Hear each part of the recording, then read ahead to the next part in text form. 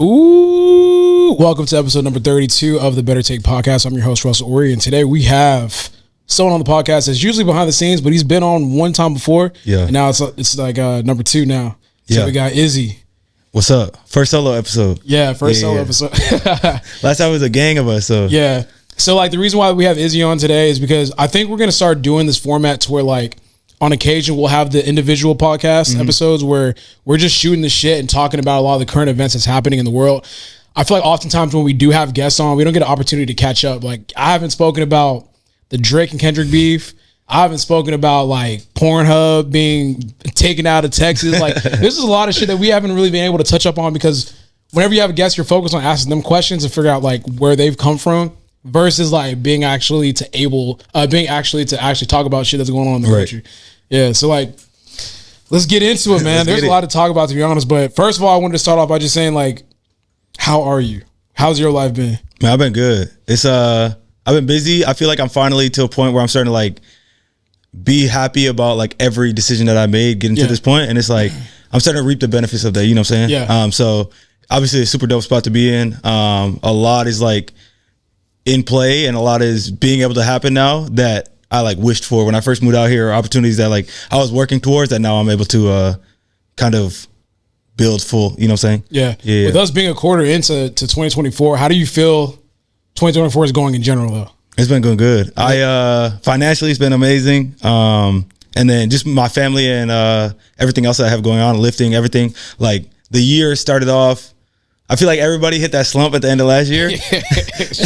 And so everybody's like, man, fuck, I don't know. 2024, it's time to like get on some new shit. I feel like I've done that. So there's a lot that I'm like looking forward to, obviously, but like looking back already at the first 3 months, 4 months, there's a lot that has happened that like is pushing me forward, you know what I'm saying? Whether it be work, whether it be with my family, whatever it might be, you know what I'm saying? Yeah, I feel like, man, that first, like, I feel like 2023, the start of 2023 was cool. Hot. Everybody was hot. Yeah, everyone was hot.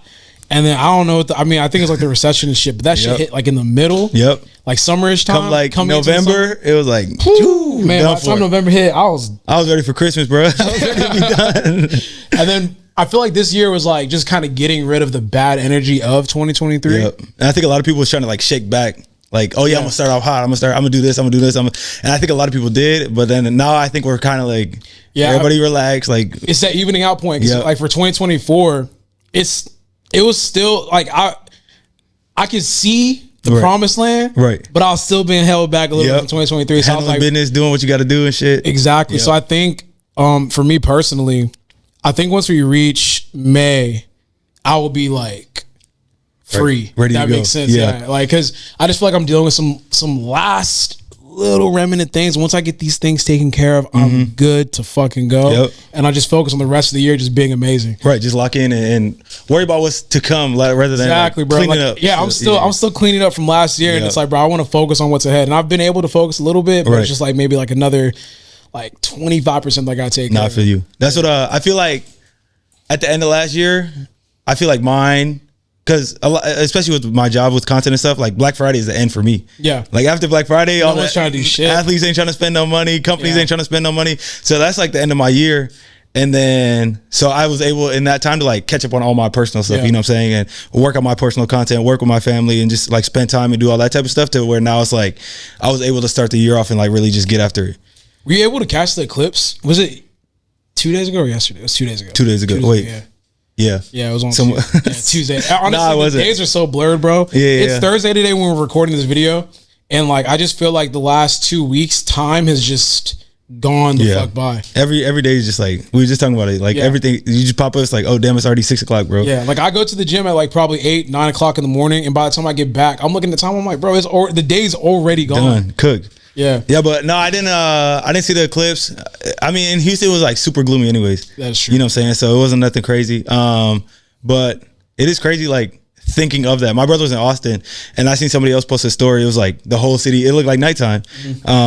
But no, I didn't watch it. Houston was on some whack shit. Yeah. There's so many clouds, like you couldn't really see it. And it got kind of dark. But Houston low-key looks like that. Right, it wasn't even dark for real. Yeah. So like I mean, I posted that funny video. I mean, funny to some. I posted that funny video like in my apartment I wasn't really like looking forward to the clips. Right. I don't really be getting. I'm not into that type of thing. I'm not gonna lie. I don't be caring about shit like that.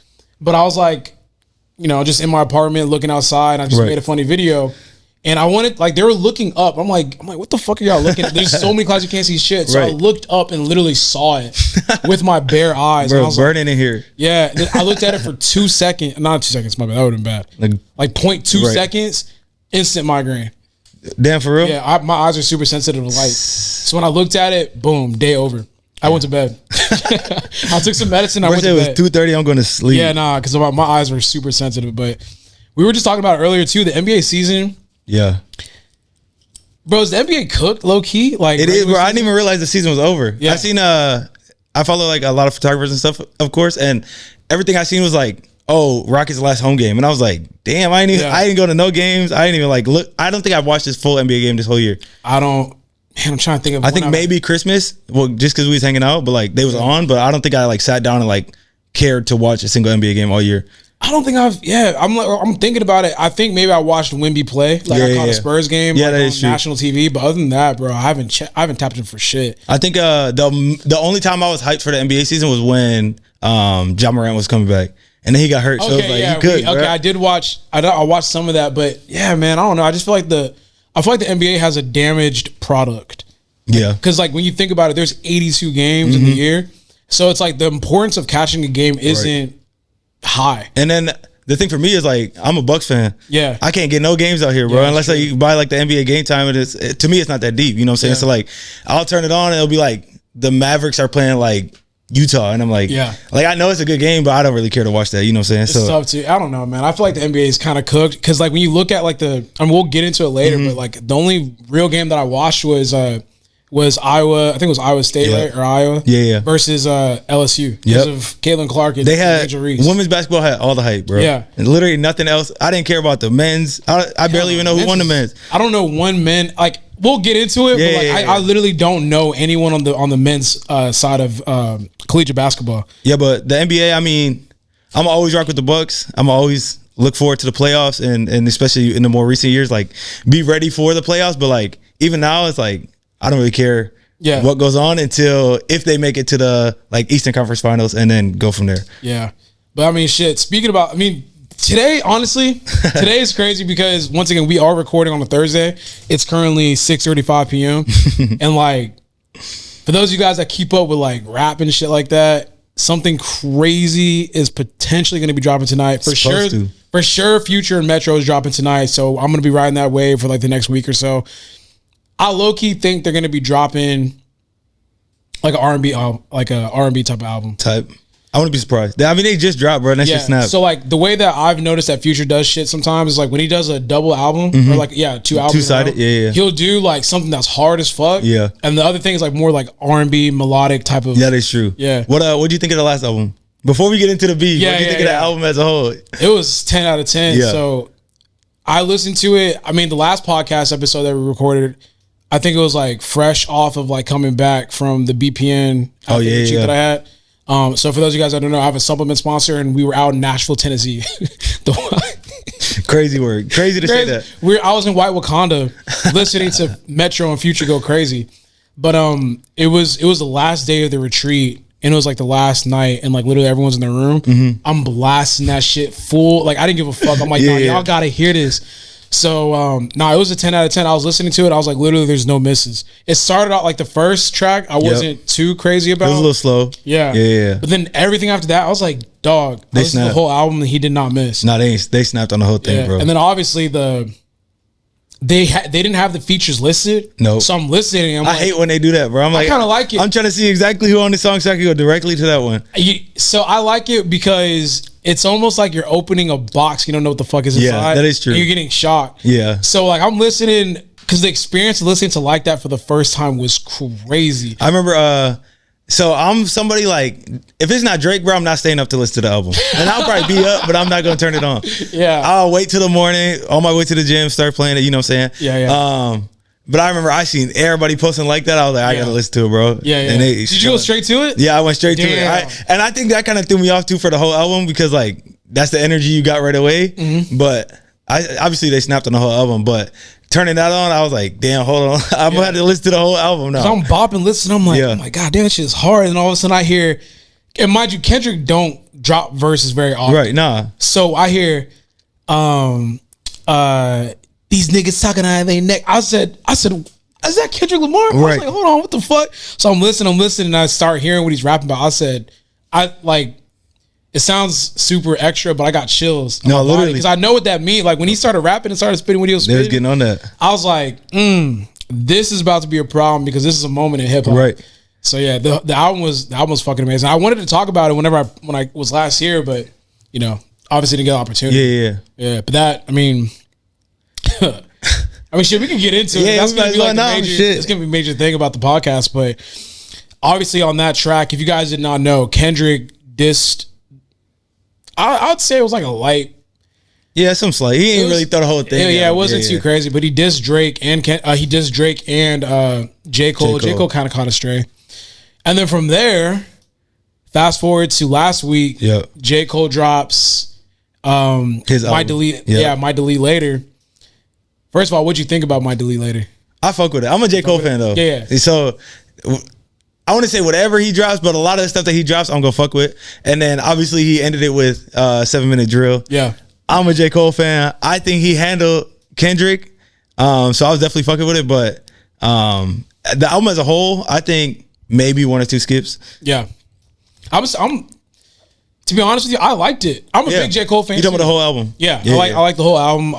I'm a big J. Cole fan. I looked at it as like a comparable response to what Kendrick gave. Because Kendrick gave I think he was really shooting at Drake, and then Cole caught a stray just by nature. Yeah, they all together. Yeah. So like when I'm listening to it, I'm like, this is fire. Like Cole was rapping. When I got to 7 Minute Drill, I was like, it's cool, but like I thought it was like one of the weaker songs on the album, which is weird. Because when I go back and listen to it, if you listen to the album, he's low-key shooting at Kendrick. Yeah, the whole thing, So I thought Pie was the high point. Yeah. And then when I got to 7 Minute, I'm just like, I'm not feeling this too much, but I do like the fact that he kind of equaled what Kendrick sent out originally. That's what I think, and I don't think a lot of people took that as what it was supposed to be. You know what I'm saying? Because everybody's like, oh, Kendrick went harder, J. Cole went harder, but it was like nobody really snapped yet. You know what I'm saying? And that's why, in my opinion, I think J. Cole's was better, but I do know they both just setting off that warning shot of we could really get into it. You know what I'm saying? Because I gave Cole the point. I was like, Cole for more activity, because Cole dropped the whole album, basically throwing shots subliminally, the whole thing through. And then got to the end and had a whole track dedicated to it.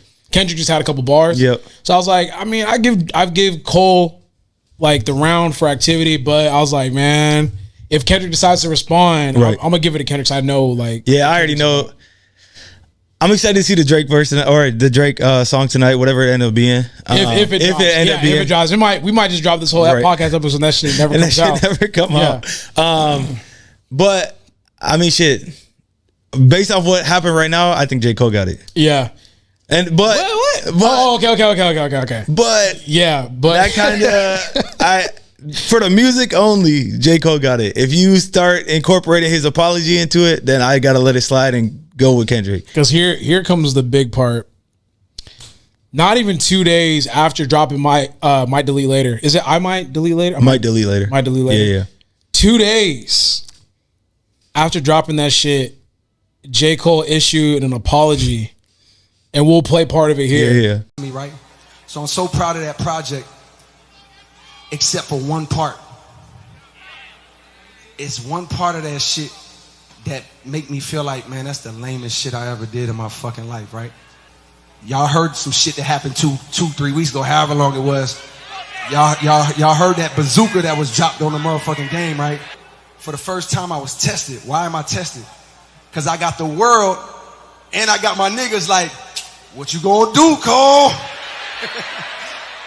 And I was conflicted because, one, I know my heart, you know what I mean? And I know how I feel about my peers, these 2 niggas that I just been blessed to even stand beside in this game, let alone chase.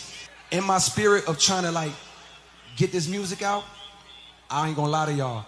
I moved in a way that I feel spiritually feel bad on me. I try to jab my nigga back, and I try to keep it friendly, But at the end of the day, when I listen to it and when it comes out and I see the talk, that shit don't sit right with my spirit. That shit make me feel, that shit disrupts my fucking peace. So what I want to say right here tonight is in the midst of me doing that and in that shit, trying to find a little angle and downplay this nigga's fucking catalog and his greatness, I want to say right now tonight, how many people think Kendrick Lamar is one of the greatest motherfuckers to ever touch a fucking microphone? But he issued an apology to Kendrick and basically said, like, I don't want that smoke. Like, you know, hey, man, I didn't mean it like that. On tour. Yeah, on tour. All right, like on the Dreamville. Yeah, Dreamville Fest. And I don't think, I mean, I do think it's getting the appropriate response. I don't think we realize how pivotal this will be in hip hop culture going forward. This man literally put his sword down and said, I don't want to fight no more. Right. And it's like, man, I'm going to hear what you got to say about it first, and then I'm going to. Yeah, I mean, see, in my opinion, first of all, they're both big enough to the point where, like, ain't nobody about to die. Ain't nobody about to, like, actually be shooting about this shit. Yeah. But, like, I just don't think, I don't fuck with the apology, bro, at all. Like, if y'all gonna get into it, even if it's just, like, just a warning shot, just let it be that. You know what I'm saying? Like, y'all drop the songs. Obviously, like I said, y'all are both big enough to the point where it's not, like, nobody pulling up on nobody. Like, just let it ride. You know what I'm saying? And then he said, the thing that threw me off was, he said, it made me realize how good the sleep I've been getting for the last 10 years has been. Yeah. Meaning that you dropped a song and now you're so worried about what this man is going to do or say or what you've said or whatever that you can't sleep the same as how you've been sleeping. You know what I'm saying? Yeah. And to me, like, you got to lose. You got to take the L on that one. Oh, man. There's so many ways to attack this. Yeah. That's what I'm saying. Like, I feel like it destroys. So, the Joe Budden podcast put this in a pretty good light. Mm-hmm. It kind of destroys 10 years of buildup. Right. Like, hip hop and rap is a competitive form of art. So when you hear someone rap about, and I'm a big ass J. Cole fan. Like, from when he started rapping to where he's at now, I've been listening to J. Cole. Like, Grown Simba, Friday Night Lights, Dollar in a Dream, like all that shit. I know all his mixtapes word by word, like verse for verse, syllable for syllable type shit. So I've heard nothing but, like, I'm the best. Right. I'm dope as fuck. I'm the hardest out. No nigga want it with me type shit. And then it's like you dropped that, and he actually dropped it and it's like, oh shit. Mind you, like, Kendrick and Cole have been rumored to be doing a collab album for like fucking 5-7 years. And they never came out. It never came out. And I'm a big fan of Kendrick too. So I'm like, bro, Kendrick and Cole, dope. Right. Now, fast forward to 2024, we get a head up, and it's like, okay, shit, this is what I wanted, but fuck it, we're here, let's do it. And he got you know, he got a little stray, but he responded. And I was like, oh my god, this nigga's actually responding. I thought they was gonna go back and forth. I thought there was gonna be a little back and forth because I'm like, J. Cole being as big as he is, he responded. So that forces Kendrick, like, Kendrick has to respond, right? So a response is going to come, and before the response even comes, he drops his sword. Right. That's what I didn't like. That's what I'm like, bro, come on, man. I think, like, though, I would prefer him to drop it now if that's what you want to do, then wait till the response and then say, nah, bro, I'm not trying to do all that. You know what I'm saying? I think if you're going to do it at all. Yeah, I think, so there's so, like, okay, so I look at it like this, it's like, bro, if you felt that way, there's 1,000 different ways you can approach that. Like, make a song out of it. Maybe like even a song would have sat better than, like, literally getting on stage and being like, yo, sit down. Yeah. Talking to the people. Yeah, the way this has been making me feel. And I honor that and I respect that, but I just feel like the way he did it, low key, it might be a Meek Mill situation where Drake killed Meek and his career. We don't even look at Meek the same. No, hell no. Yeah, like when he's on like when Meek dropped a fire pack. Yeah, he did recently. No one talked about it. That shit's hard, but it's because I think the remnants of what Drake did.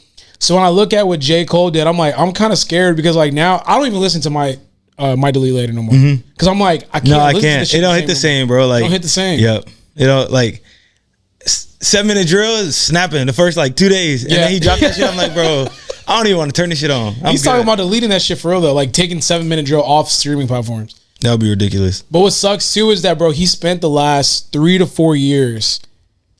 You know when J. Cole was on that feature run where he was on everything, everything, only for there to be a moment where it's like, oh, I'm about to really. And then crazy. he's promoting that he's going to be done.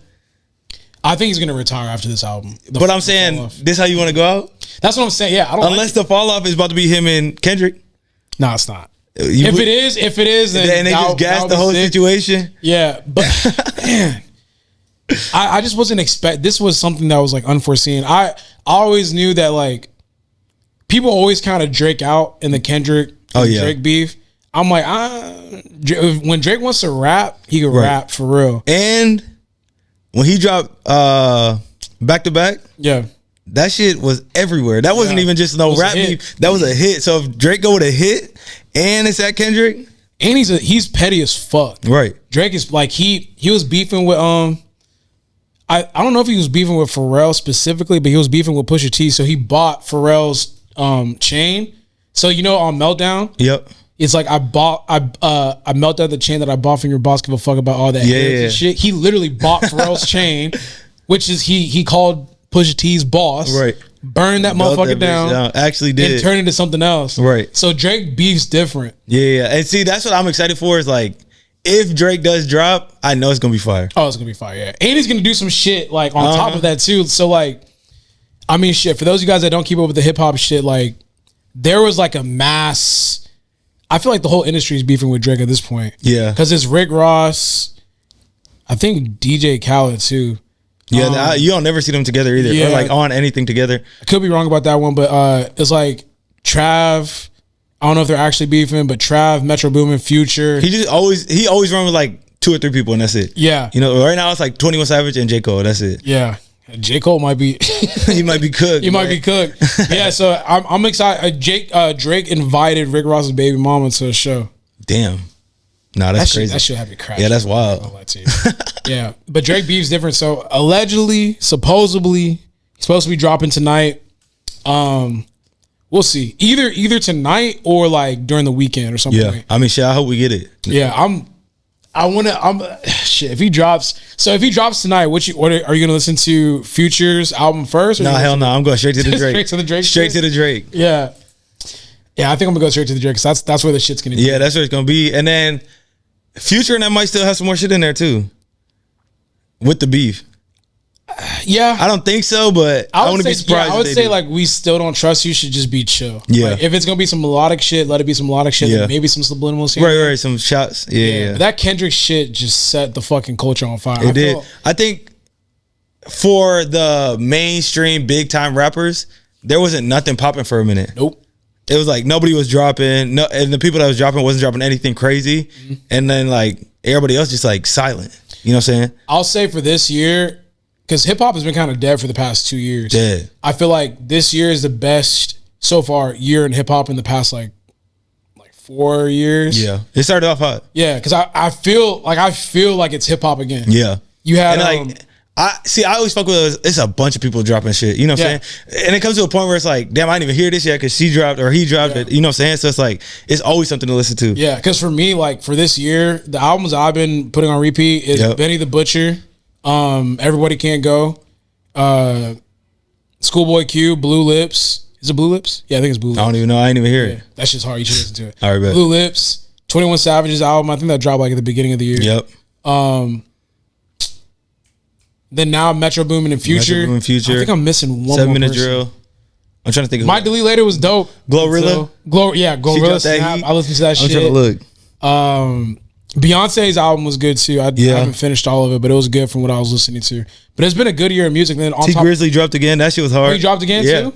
Cash Doll dropped. That shit was hard. Yep. Everyone's dropping. This shit sounds good. I just feel like this year music is really good. And also to the beefs that are popping off. City Girls are going at it. Bossman D-Lo popped up out of nowhere. Bossman D-Lo came in this bitch hot. Bossman D-Lo. I found him on fucking TikTok. Big X Plug was like the end of last year, but that's just flowing into this year. He's still waving. He's still riding that wave. Yep. You have Mexican OT. Mexican OT popping. He was at the Andrew Schultz really show. Yeah, he be everywhere in Texas, boy. Yeah. Every time I look up, he has some shit. You gotta check in with him before you pull up. Because I remember I sat down and I see some dude, like he wears cowboy boots. Yeah, he all do. the time. I see like someone wearing cowboy boots like walking down. I'm like, who the fuck? Big goofy ass dude. Yeah. Yeah, I was like, oh, that's definitely Mexican. What you fuck with his music or no? Yeah, it's cool. Yeah, I think he's like a tier 2 Big X the Plug. Yeah, he's not tier like, 2, I wouldn't even say, but he's like one step under that for me. He's like, do you listen to Maxo at all? Maxo Cream. So he's like a Maxo Cream, Big X. I'm trying to think of another artist that he might be kind of like, that's like kind of more low key. Yeah. Boss Man D-Lo. Yeah. I don't think he's as big as Boss Man D-Lo right now. I think he might be bigger. You think so? Yeah, Mexican OT. I think he's just like, he be around people that's bigger. You know what I'm saying? Like he That's always true. with Paul Wall. He was on Yeah, you know what? he was on Joe Rogan. He was on like 8 podcasts in a row in a week. Damn, I wonder. Yeah, because he was on Raw Talk with Bradley Martin. He was on Joe Rogan, and then like just from watching that on YouTube, I was seeing him on like a bunch of other ones. True. You know what? I did see him on Rogan. Yeah, man, never mind.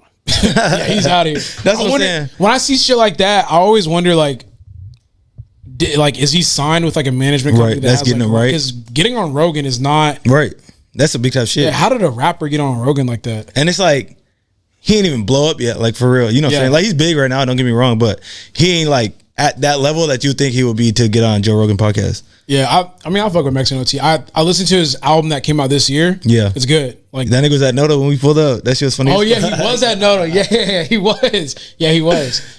His section was blowed the fuck out. Oh yeah, they was smoking the fuck down, bro. It was blowed the fuck out. Did you see OJ Simpson passed away? I did see that. What do you think about that? The first comment I seen was, I wonder if he admitted on his deathbed. There's fake tweets going around saying like, oh, he tweeted this before he died. I'm like, to me, it's like, I know for him or like his people, like that had to be, obviously he died from cancer, right? Yeah.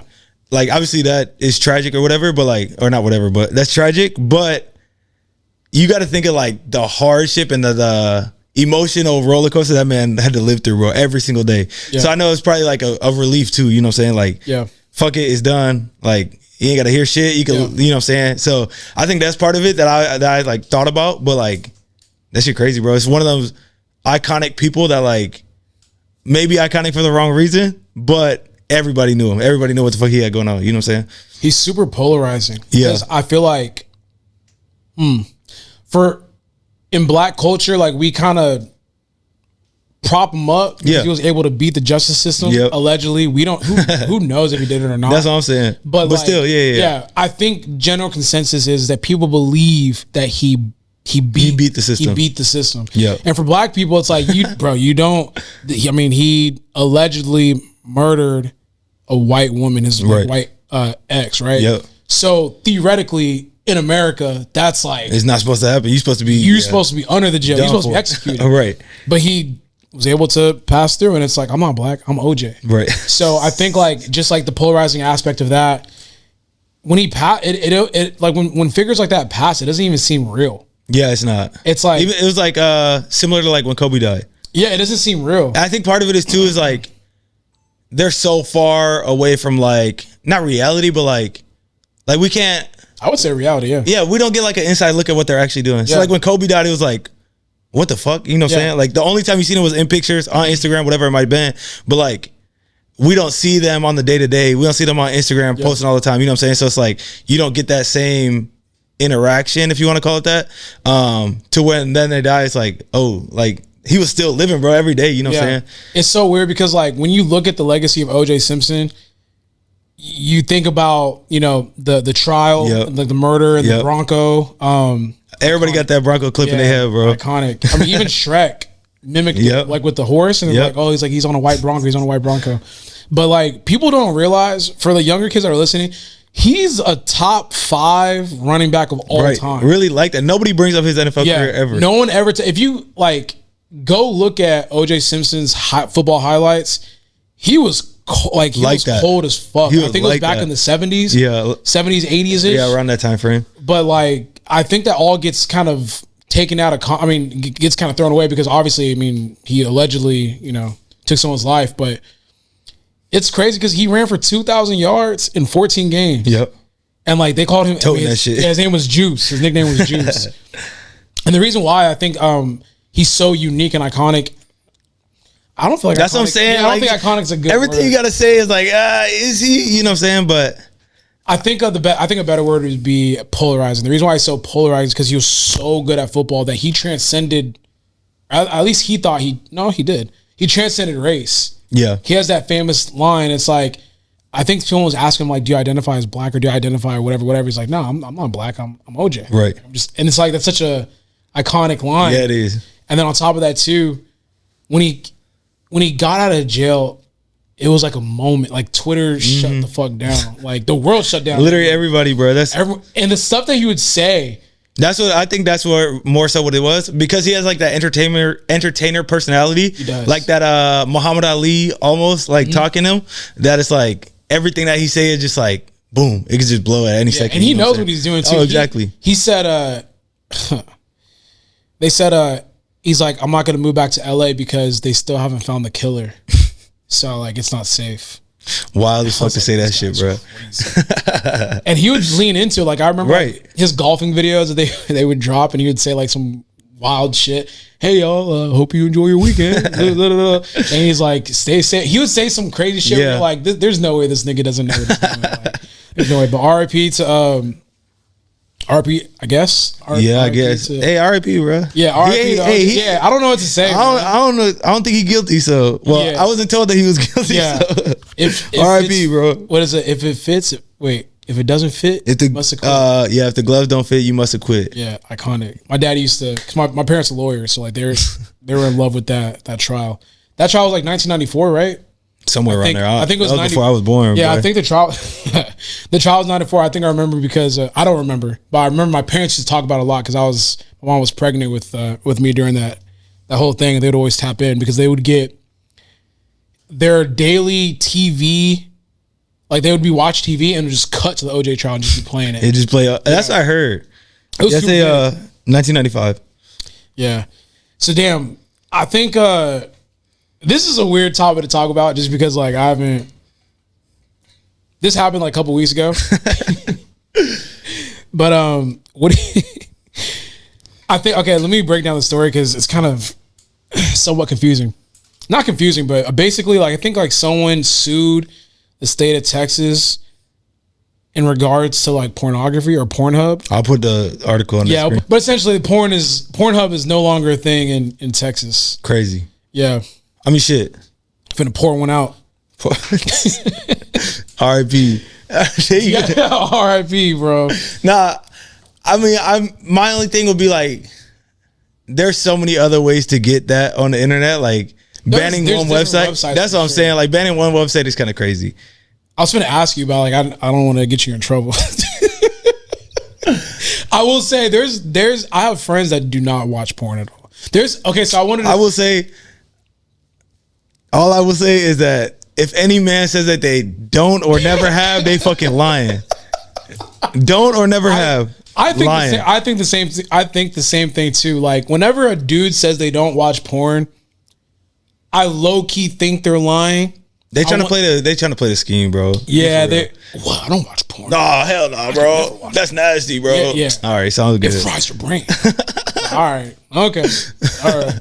I'm a man, bro. I know what I'm doing. Your shit just be brick for no reason, bro. You telling me you don't take care of that for no, like, come on, bro. I don't hate, but it's like sometimes people just be capping in my face. I'm like, come on, dog. Maybe you don't watch. Okay, never mind. Maybe you don't get loose, bro. Yeah. Not facts. But no, I feel like. Do you think that pornography is destroying society? I think that the amount of sexual content that is out there is a bit much for what some people are able to take in. For sure. I do think that the fact that it's so easily accessible now is like, I think that might be the part that's destroying society. Yeah. It's like motherfuckers be paying they $3 a month and that's all they need, bro. Yeah. You know what I'm saying? Where it's like, at least what I think before is like you had to go through paying for porn. Paying is crazy. Horny. Paying for porn is crazy. Paying is crazy. Paying for porn is crazy. Okay.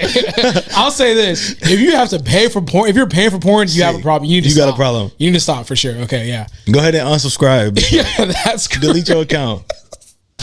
That is wild. If you're paying for porn, that's crazy. But I feel like, I mean, Do I think porn is destroying society? Because that is a very popular take. Like, I know a lot of people on, like, they'll be saying like, stop watching porn. It's frying your brain. You need to stop. Da da da. I will also say there's a lot of weak-minded men that it might be frying their personal experience of life based on what they're watching, what they're consuming. True. You know what I'm saying? I do think that at a certain point it does. Oh yeah. There's definitely there's a limit. Yeah, if you're going dummy on your shit, you might have to chill out, because I feel like you disassociate. Like, I feel like you disassociate from real life, because there's a lot of men now, they can't talk to women at all. Nah. Like but I think that's part of it, is like the men, the standard of a man now is so much different. Yeah. You know what I'm saying? For whatever reason, right or wrong, whatever you want to call it. But like, I think that the normal man has to go through a lot more to get pussy, or whatever you want to call it, to get that, than what they think that they're capable of. Yeah. I think at this point, man, maybe, with the rise of OnlyFans. Yeah. I think that Friday, I ain't gonna lie. OnlyFans is like low key, like kind of simmer down a little bit. I don't know. I won't be honest. I mean, well, I don't be. I will say.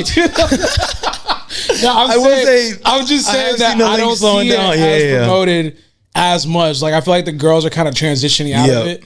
I think it was a moment in time, but now it's kind of like. And I know some motherfuckers fucked up a bag. Not that I know personally, but you be seeing the articles and shit. Like, motherfuckers was getting to the loot. Oh, for the OnlyFans? Yeah. Oh, yeah. They was getting paid. So, I mean, do what you got to do. You know what I'm saying? I don't get down like that, but if that's how you want to make your money, go ahead. Yeah, I heard a recent story.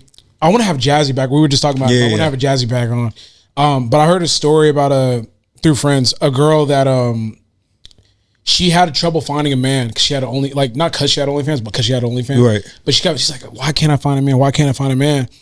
And, you know, she started talking to a friend, was like, well, I mean, you know, you're half naked on social media. You have a whole OnlyFans, like the way that the place that you're going to be in, right? You're not going to find a man that wants to be with you for real, right? Not nobody who actually trying to be for real. Yeah. I mean, think about it. Like, no disrespect to people that do that kind of stuff, but it's going to be very hard to find a man that wants to settle down with the girl that does OnlyFans. Like, there's going to be a specific type of nigga that want to do that. Yeah, like man, because I mean, like, who? Especially like if you didn't come up. Like y'all was already dating and y'all talked about it and now you got one. That's different. That person might support you way more than that's different. Trying to find somebody off the street. Yeah, it's like you find a girl that has OnlyFans. Like, it's cooked, bro. I mean, I'm not in the game, but so I can say that it's cooked. Yeah, I don't know. It's just like, bro, like, would you take home? It's almost like taking home a porn star. No, it literally is. Yeah, like it is. I mean, I don't know if some only girl fans be giving it up on there like that, but it's like, it's like taking that home to your mom. Yeah, hell no. How do you sell that? You know, right? That's like, oh yeah, what you do for a living? Well, why you had to ask that? I'm trying to think what would even happen if. That's what I'm saying. Like, I think the standard is just like for men, and then for like women, I think the standard is going like this as we keep going.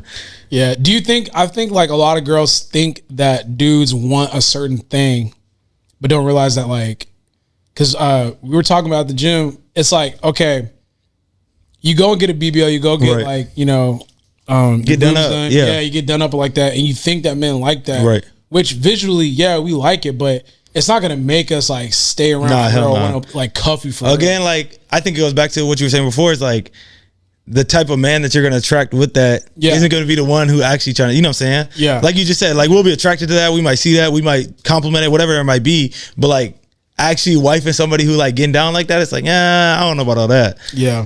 It's like the same thing too. I tweeted the other day, like, a lot of dudes don't understand that girls don't be caring about muscle. Like, no, hell nah. Like, when because I asked my TL, I'm like, yo, why did you start going to the gym? Right. A lot of them were like, we all got the same reason, bro. Yeah, it's like we was trying to get some girls. We was playing sports and we wanted to get some girls. Yeah. And I realized very quickly that girls find muscles scary.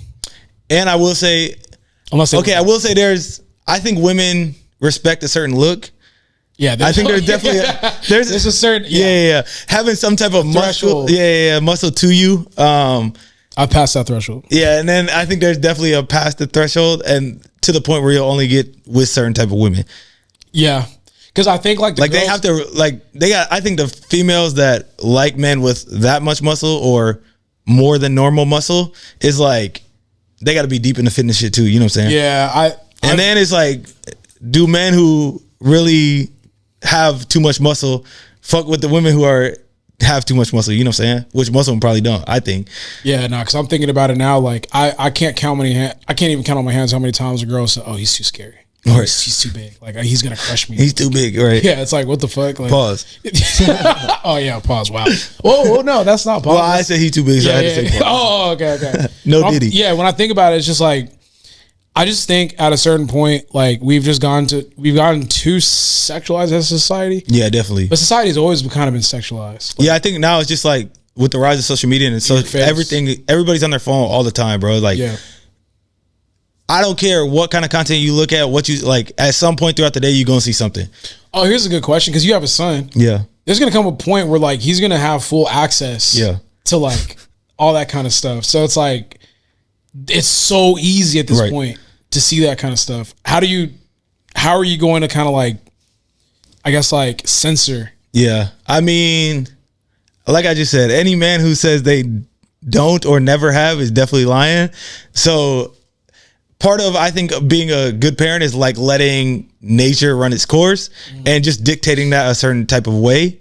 Part of it. But so, I mean, I'm not gonna tell that nigga go crazy, bro. Just you go to links, go look at this website. No, I ain't doing all that. That's crazy. But I'm also not gonna be the parent that's like, oh, let me check your search history. That, you know what I'm saying? Like, unless something pops up to the point where it's like, okay, now I've seen that I should say something about this, I'm gonna just let it ride.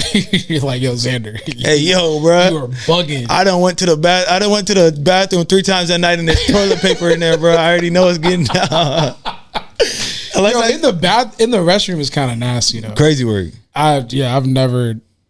I done picked up too many towels from behind your bed, big fella. Nah, but I feel like another thing about the porn thing, because the reason why Pornhub is pulling their site from Texas is because you have to provide ID to enter the website. They're asking for citizens to provide an ID. So Pornhub's like, we're not going to do that. Yeah.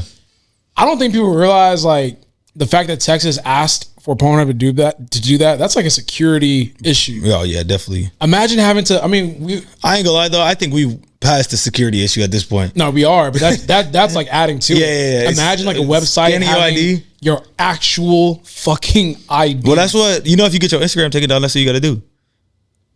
I had to do that. That's crazy. My Instagram got taken down, and it was like Instagram contacted me and was like, "We need you to send a picture of yourself, and then a picture of the front and the back of your ID." Yeah, you're right. That's concerning. And yeah, it's crazy. It showed up. My black ass was. They already have a lot and too much of our information. Now, like actually having a driver license ID and like a picture of you and all that kind of stuff. And cooked. It is kind of crazy because you want to. I feel like. I mean, you shouldn't be really posting too much shit that kind of keeps you anonymous, but at the same time too, like you do need to be protected. Yeah, I mean, like I said, with the security shit that everybody on their phones all day, every day. We all know that like we're getting tracked. People are looking at everything that we're doing, all that type of stuff. They know where we be at. But there definitely has. I don't even know how to get to that point, but there has to be some type of way that's like, all right, enough is enough. You know what I'm saying? Yeah. But I don't know. I think we're already too far past that to even go back. I ain't gonna lie. Yeah, we might. It's gonna get to the point like you were talking about Xander. We're gonna get to the point where he's not even on his phone.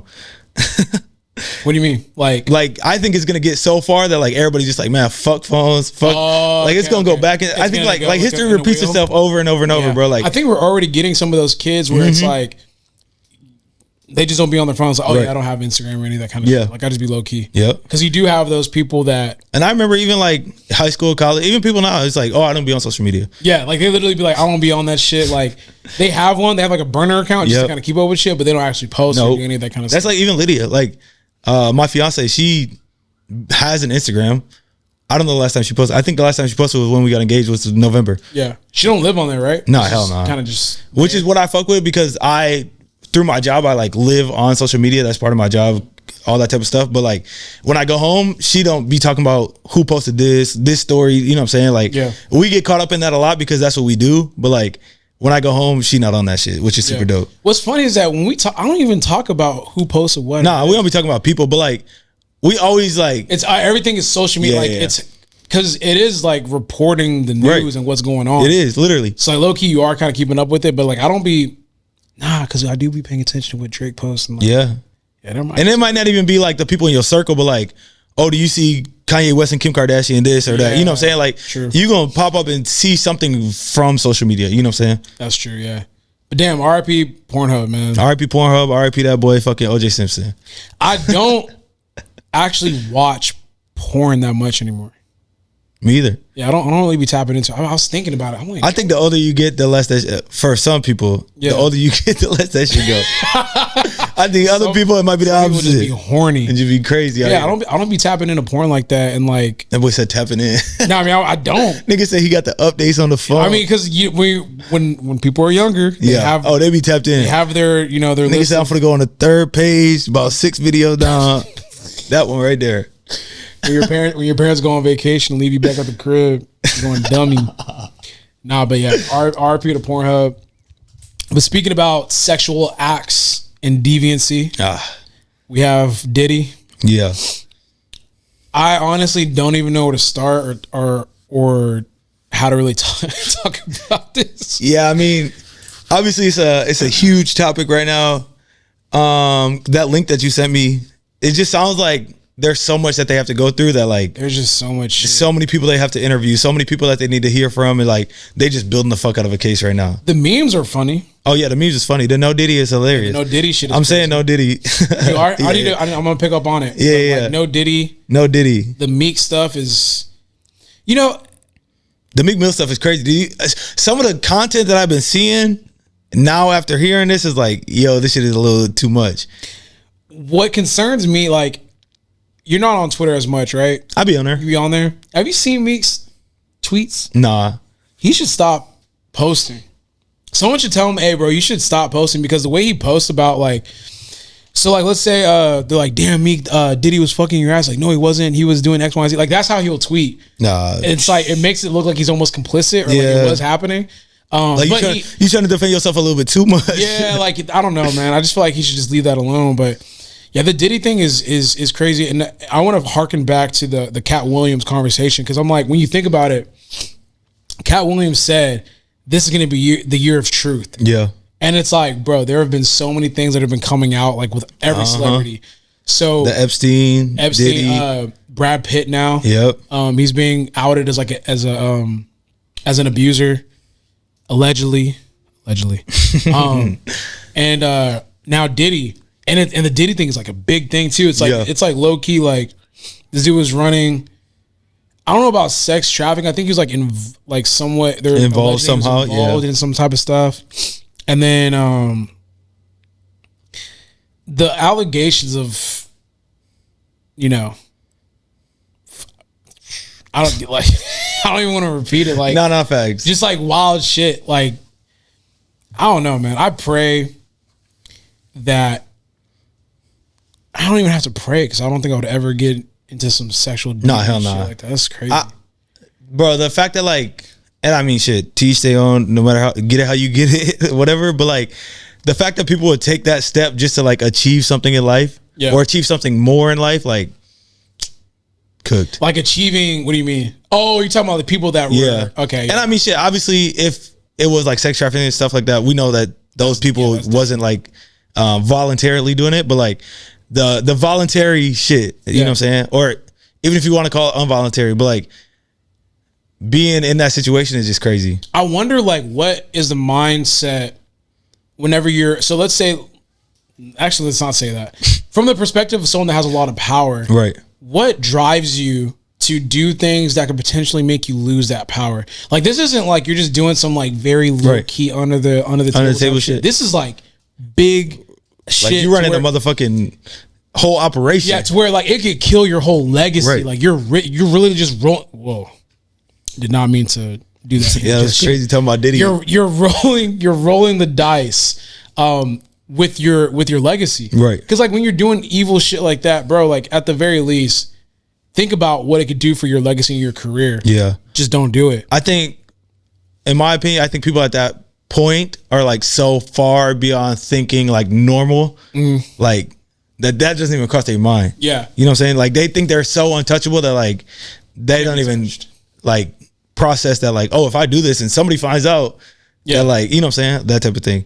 Also, I think it's crazy that now this is all coming out, and obviously we know like victims don't like saying stuff or whatever it might be, but like nobody has ever said anything relevant enough to like spark this, you know what I'm saying? Until this point. Yeah. I don't even know what sparked it, honestly. I mean, he's low key. He's had abuse allegations before from like I think ex-wives. Yeah. But not to this extreme though, is what I'm saying. Yeah. Like people say like the NFL is, I'll compare it to this. People say like the NFL is fake. I always say like, I don't think it could be scripted because out of all the players in the league, somebody would have been said something. Yeah. You know what I'm saying? That's what I'm saying compared to this, you know what I'm saying? I hate when people say the NFL is scripted. Yeah. It's like, bro, do you know how many people would have to be? I loved when the NFL dropped those commercials about it being. Oh yeah. They always be fucking around and shit. Yeah, it's like, you know how many people would have to be on. That's what I'm saying. You telling me not one person out of the league was like, man, fuck y'all, I'm not getting paid no more. Yeah. And didn't think to say nothing. That's ridiculous. I don't know. Thinking that the NFL is scripted. Yeah. But so comparing that to the Diddy situation is like, it's crazy to me how like nothing was, I'm not saying that nobody ever said anything, but nothing was ever serious enough to like spark this until right now or a couple months ago. It was the Cassie. No, not Cassie. Who's the like I don't even know what sparked it, bro. Yeah, I don't even want to. It was the one girl that had the she was suing for $30 million. Oh, I did see that. Yeah, actually. the one that she claimed she was heavily abused, and she won. And they settled out of court or something like that fast. Whenever you settle out of court, boy. Yeah, I think there was just some stuff that like, whether true or not, there was stuff that he just didn't want to come out. So it's like, just take care of this. And then literally, I remember all the news outlets, all the podcasts said like, settling like that is going to cause a tidal wave. That's what I'm saying. You're not ready for, because it's like, think about it. It's like, let's say like you work for a company, you're like, man, they fucked me up, and they go complain about it, and they just give you 15 mil off rip. You don't even have to go to trial. It's like somebody gonna be right behind you. Yeah, then it's like looking for 16 mil. Is he got 15 mil? I'm cool with 4 mil. Yeah, exactly. So I think people were, whether it happened or not, looking at it, it's like, okay, bet. Well, I'm gonna go tell my story, and get my lick out of it. Well, and I will say, I didn't mean to say that. I'll get my payday.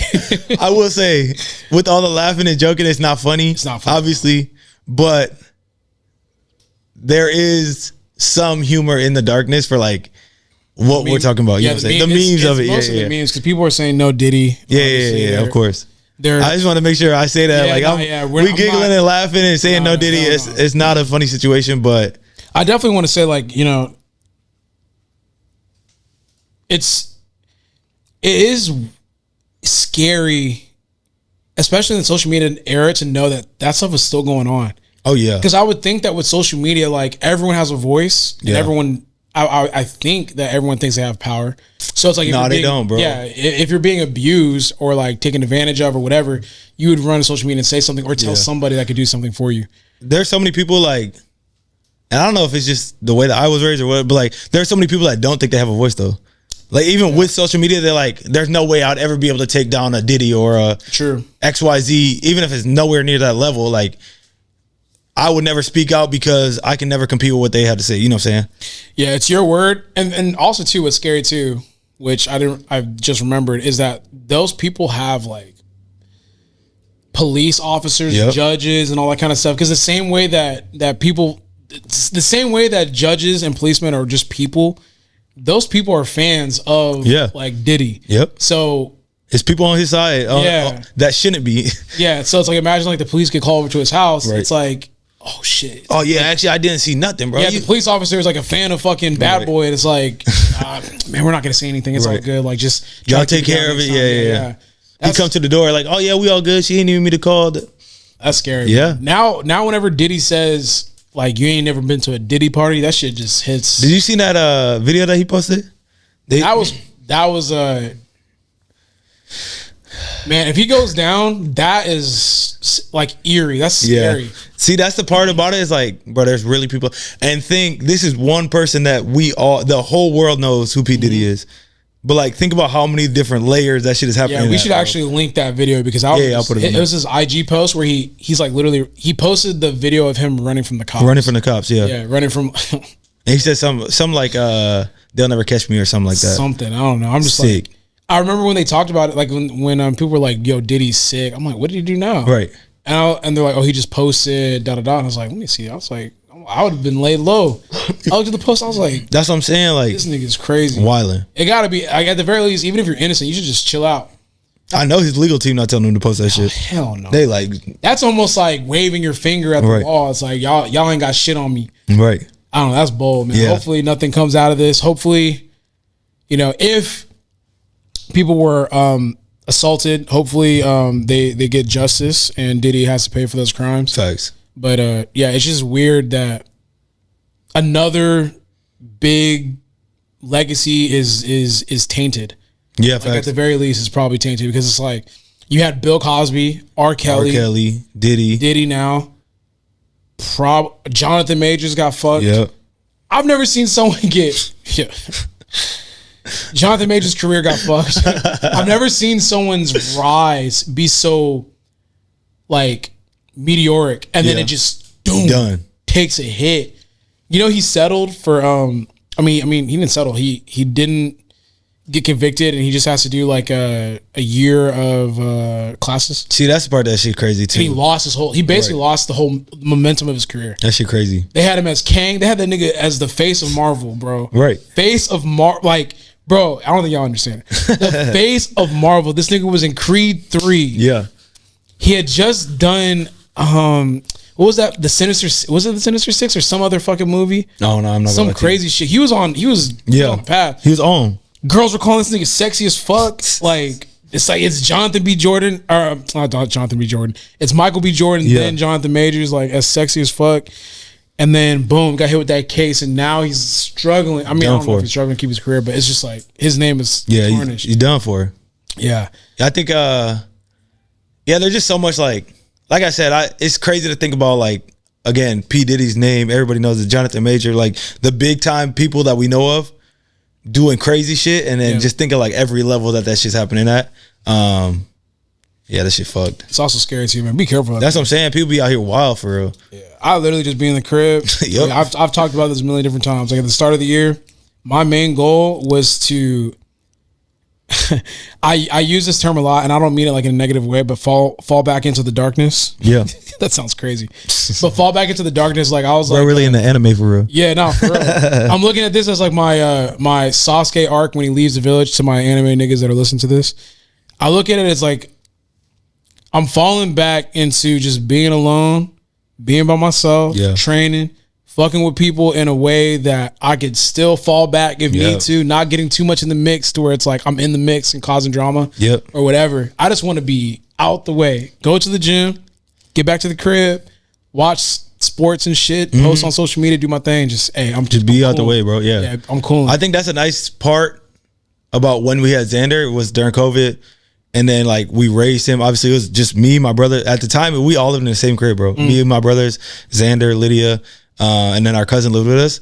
And so like that was the only people I was fucking with. You know what I'm saying? Yeah. Like we was all kicking it together. Even before COVID, we was all that was all we used to be on. Yeah. You know what I'm saying? I was raised where like my siblings were my best friends. Yeah, man, so dope. So even now it's like if I'm not with Lydia or Xander, like I'm probably working or at the gym or that's what I'm doing. I'm back at the crib. You know what I'm saying? Like I don't got time to just be out here running around and doing different shit. I'll do it every once in a while. And I just started doing it more like to start this year, but I'm on the same shit, bro. Like I just trying to be in the crib. We were at a coffee shop yesterday and I like that because it's like 3 hours. And like everybody doing their own thing to a certain extent. Like we talking, we'll pop up a conversation here, but like after that, it's like, all right, everybody back to doing what they doing. And then another conversation will spark, you know what I'm saying? And it's no messy shit. It's just like, hey, we coolin'. Yeah. Go back to the crib. Yep. I know old girl was over here by the bull spot. Yeah. I was about to hit her, but I was like, nah. She's like 5 minutes away. I might hit her, but I'm like, I just kind of feel like chilling right now. Fuck like, it. There's no point in me going over. And that's what I think too is like the people that we fucking with all like we all respect each other's space because we know what we be on. You know what I'm saying? Yeah. So like I could be driving by. We were just out last night across the street, and I was like, damn, I should hear Russ. But I'm like, you know what? I already know what Russ be on. He just chilling, bro. I was probably like, asleep. Exactly. That's what I'm saying. Like, I fell asleep instead of me calling you, be like, hey, bro, come on, bro. Like, we right down the street. I was just like, you know what, bro? Fuck it. He got it. You know what I'm I think saying? that comes with getting grown, though. Yeah, like a little bit older. Like you're 24, 25? 25. 25. So but I feel like I'm like 29 because I got a 4-year-old. Yeah, so I was gonna say, like, you have a child now and a fiance, so like you've accelerated in life. Yeah, so, for sure. Yeah, your priorities are a lot different. It's like if you're not working, you're trying to get back home to your kid. Yep. For me, I'm like, I mean, I don't got no kid, but at the same time, I'm either at the gym working or I'm trying to get back to the crib. Right. Just lay down. That's it, bro. Yeah. And I think because I mean, shit, I was never like this before I had Xander. So, and even when Xander was first born, like we were still doing our thing, but like now, I think like that time when you're like just out of the crib, maybe you went to college, whatever you did, or like 19 to like 22, you be on shit. You be like, you think you're gonna miss out on everything if you don't do it. You be yearning for companionship. And then I think what makes you mature, or as you mature and figure everything out, it's like bro, they could go over there and do that, and I won't miss out if I don't go. You know what I'm saying? Yeah. And it's not the end of the world because 9 times out of 10 the opportunity will come back around. It's FOMO. Like I think facts. as you get more mature, you're comfortable with who you are and like what you're doing, so you don't really be caring. No. So like I remember when I was young, I never was in the mix actually. No. But when I was young, I remember when I was in college, like I'd be looking at my phone, and to the people that are my age, there was this app called Yik Yak. Oh yeah, yeah. I don't know, yeah, you was on that. So like Yik Yak, like it's basically Twitter but for college. So like if you're in a college campus, you open up Yik Yak and see what's going on, and everything is anonymous. You don't know who the fuck is saying what. And people will be posting like they're at parties and shit, doing addresses. Snapchat was popping back then, so like I would be seeing people like in the area. Snapchat was that shit for a little bit, boy. What? Snapchat was like damn near a dating app, bro. It was crazy. It was worse than the dating app. Yeah. Yeah, it was weird. It was like a porn app. Yeah, it was OnlyFans, like low key OnlyFans. Like, and all them girls are now old enough to have an OnlyFans. Yeah. Bro. So like I would be looking at people partying and shit, and like it's not like I wanted to go, but like at the same time too, I was like, damn, I'm missing out. Like I feel like I should be outside or doing some shit. Now at this age, I'll be seeing people partying shit and drinking and like bottles, all that. Like I'm like, they got it. Like literally, like I'm cool, bro. I don't feel like I'm missing out. No, the only time I feel like I'm missing out is like when my core group or people that I genuinely like fuck with doing something. I'm like, that looks fun. I could have been. Damn, I could have slid. Yeah, I could have slid or something like that. Other than that, but even then, it's still like, nah, fuck it. I'll get it next time. I'll be like, I got him next time. What? I might be jealous for like 30 minutes, but then I'm gonna go put my feet up and just kick it on the couch, bro. But yeah, because I think part of it too is as you get older, like that shit takes a lot out of you, bro. It does, like, bro, you talking about going to Miami? If you go to Miami for 3 days, when you get back, I'm gonna be catching up for like about 2 weeks. Oh god, it's gonna be cooked. Because even when we linked yesterday, like you mentioned it off. It wasn't planned. You're just like, yo, we at Lala. Yeah, and I was like, I didn't think about it because normally I would have thought like I would have broke it down in my head. Okay, I gotta get up. Get ready. Yep. Go to Lala. By the time I get there, they already know. By the time they get there, they're gonna be halfway done. They're gonna only leave. And then I remember because I was sitting at the island, and I'm like, I saw yo, we at Lala. I literally put my phone down, packed. I said bet 10 out, and I just got up and left. Yeah. I didn't even shower. I just got back from the gym and I did some stuff. But it was relaxing because it was 2-3 hours. I felt refreshed. After we was finished, I was like, I got my social interaction out of the way. For the day. Cool. Gone. Yep. But yeah, I feel like as I've gotten older, man, I'm just like focused on sitting back. I'm 29 now, so turn 30 That this boy year. finna be 30. Yes, sir. But with that being said, like kicking back and chilling at the crib, I've been watching the WNBA rise into prominence, which has been dope because I wouldn't even say WNBA. I would say women's basketball. Yeah, college basketball, women's college basketball. WNBA is still kind of cooked. Yeah, but what do you think about the rise of like Caden Clark, Angel Reese, and is it Floje? Yeah, of Johnson. I think it's definitely dope. I personally cared more about. I didn't care about basketball at all. I don't watch basketball. That's not my sport. But as it gets down to the Final Four for March Madness, I normally always like Elite Eight, Final Four. I'll start tapping in. But I didn't watch none of the men's game. I think we didn't even watch the championship game. But I did watch the game. I think I had to shoot the day that Iowa was playing LSU for the second half. But the whole first half, I'm tapped in. Yeah. It's just crazy to see, bro. And like we was texting during the game. Like I would never have turned on women's basketball. But I think it's getting to a point now where like their skills are elevating to a level where it's like actually entertaining to watch. Oh, hell yeah. Respectfully. Yeah. Because I know most of the women in college basketball could probably be me. I ain't gonna lie. Yeah, nah, I don't know. That's what I'm saying. Respectfully. No, but bro. So I know like it used to be a trend on social media. It's like, man, I could cook a WNBA player. Fuck no. I don't think you've seen these women hoop right. in person and how physical and gifted these women athletes actually are. That's why when I watch Caitlin Clark, I'm like, she could hoop with men. Like you could tell she been hooping with men. She could hoop with not professional players. No. Professional players are cookers. She could get in the game though. Like if they run in the summer, she could run in the summer. No, I don't think so. I'm not saying she's gonna be the best player on the court. She could be on the court though. Professional. Like if they just summer run-ins, like them summer run-ins be looking more aggressive than. I'm telling you, she could get on the court. I'll say this: she could run like. Damn, I don't know, man, because the men's physicality is a lot different. Yeah, I would say she could run with some. Nah. Yeah, I'm not saying she running with Braun and fucking KD and all. But some other men in the NBA. She could jump in a game and at least hold her own to a certain extent. Nah, she'll get cooked. I ain't gonna lie to you. I think she'll get cooked. She's only 6 foot, bro. I'm telling you, bro. I feel like she could run with. Man, shit, I don't even know. She could run with like. Not even G League, bro. Nah, you got her fucked up. Nah, I don't. You got her fucked all the way fucked up, bro. I don't know. Maybe I don't know. One of my homies used to from Northwest hooped in the G League. I'm not saying she could hoop with him, but. I seen some of the niggas that he was playing against. She's skilled though. I would say like they was snapping though. Yeah, I think the thing is like if she were to like I'm thinking about her bringing the ball down court and like a G League player is guarding her. Well, I mean now they exposed the left hand, so that shit like not going left. I would say like if she like let's say I'm talking about let's just keep it to the dudes that like be like post. Man, yeah. She would fry the fuck out of you. If you call her at the Y, she gonna cook everybody in that bitch. Let's say she goes to like an LA Fitness or LA Fitness or Anytime Fitness or any of the like places where you can get the court. Yeah. She'll pull up to Alpha and fade all y'all. Every single one of y'all getting faded. If she goes to the best like where they be running. Yeah. She'll run that shit, bro. Facts. She'll cook. And she be stepping back too, like she be stepping back, pulling. To me, I think that entertainment value comes from like women's basketball was always like layups to me. Yeah, it was or like mid range, you know what I'm saying, slow ass jumpers and shit. But like she got handles and she be like pulling up, you know what I'm saying. Her, Juju, yep, FloJ. Oh my god, bro, they be like, and they moving faster. You could tell the game speed is picking up. Which now is nice. Juju. And she's a freshman too. Yeah, Juju, that's the one where her game might translate to like playing with some men. Man. She is physical. That's what I'm saying. You could to me, I can always tell when like women been hooping with men. Yeah. Oh yeah. You could tell Caitlin Clark. I know what you're trying to say now. Yeah. You could tell she hoops with like men for real. Juju definitely hoops with men. Like that shit look crazy. Do you think because I wanted to talk about kind of like there's like this conversation about people feel as though Caitlin Clark is getting unproportional hate. Yeah. And saying that women are hating on other women. Like, do you think that like the professional players are hating a little bit too much on Caitlin Clark? I will say the only thing that I've seen, I was watching the Gilbert Arenas podcast.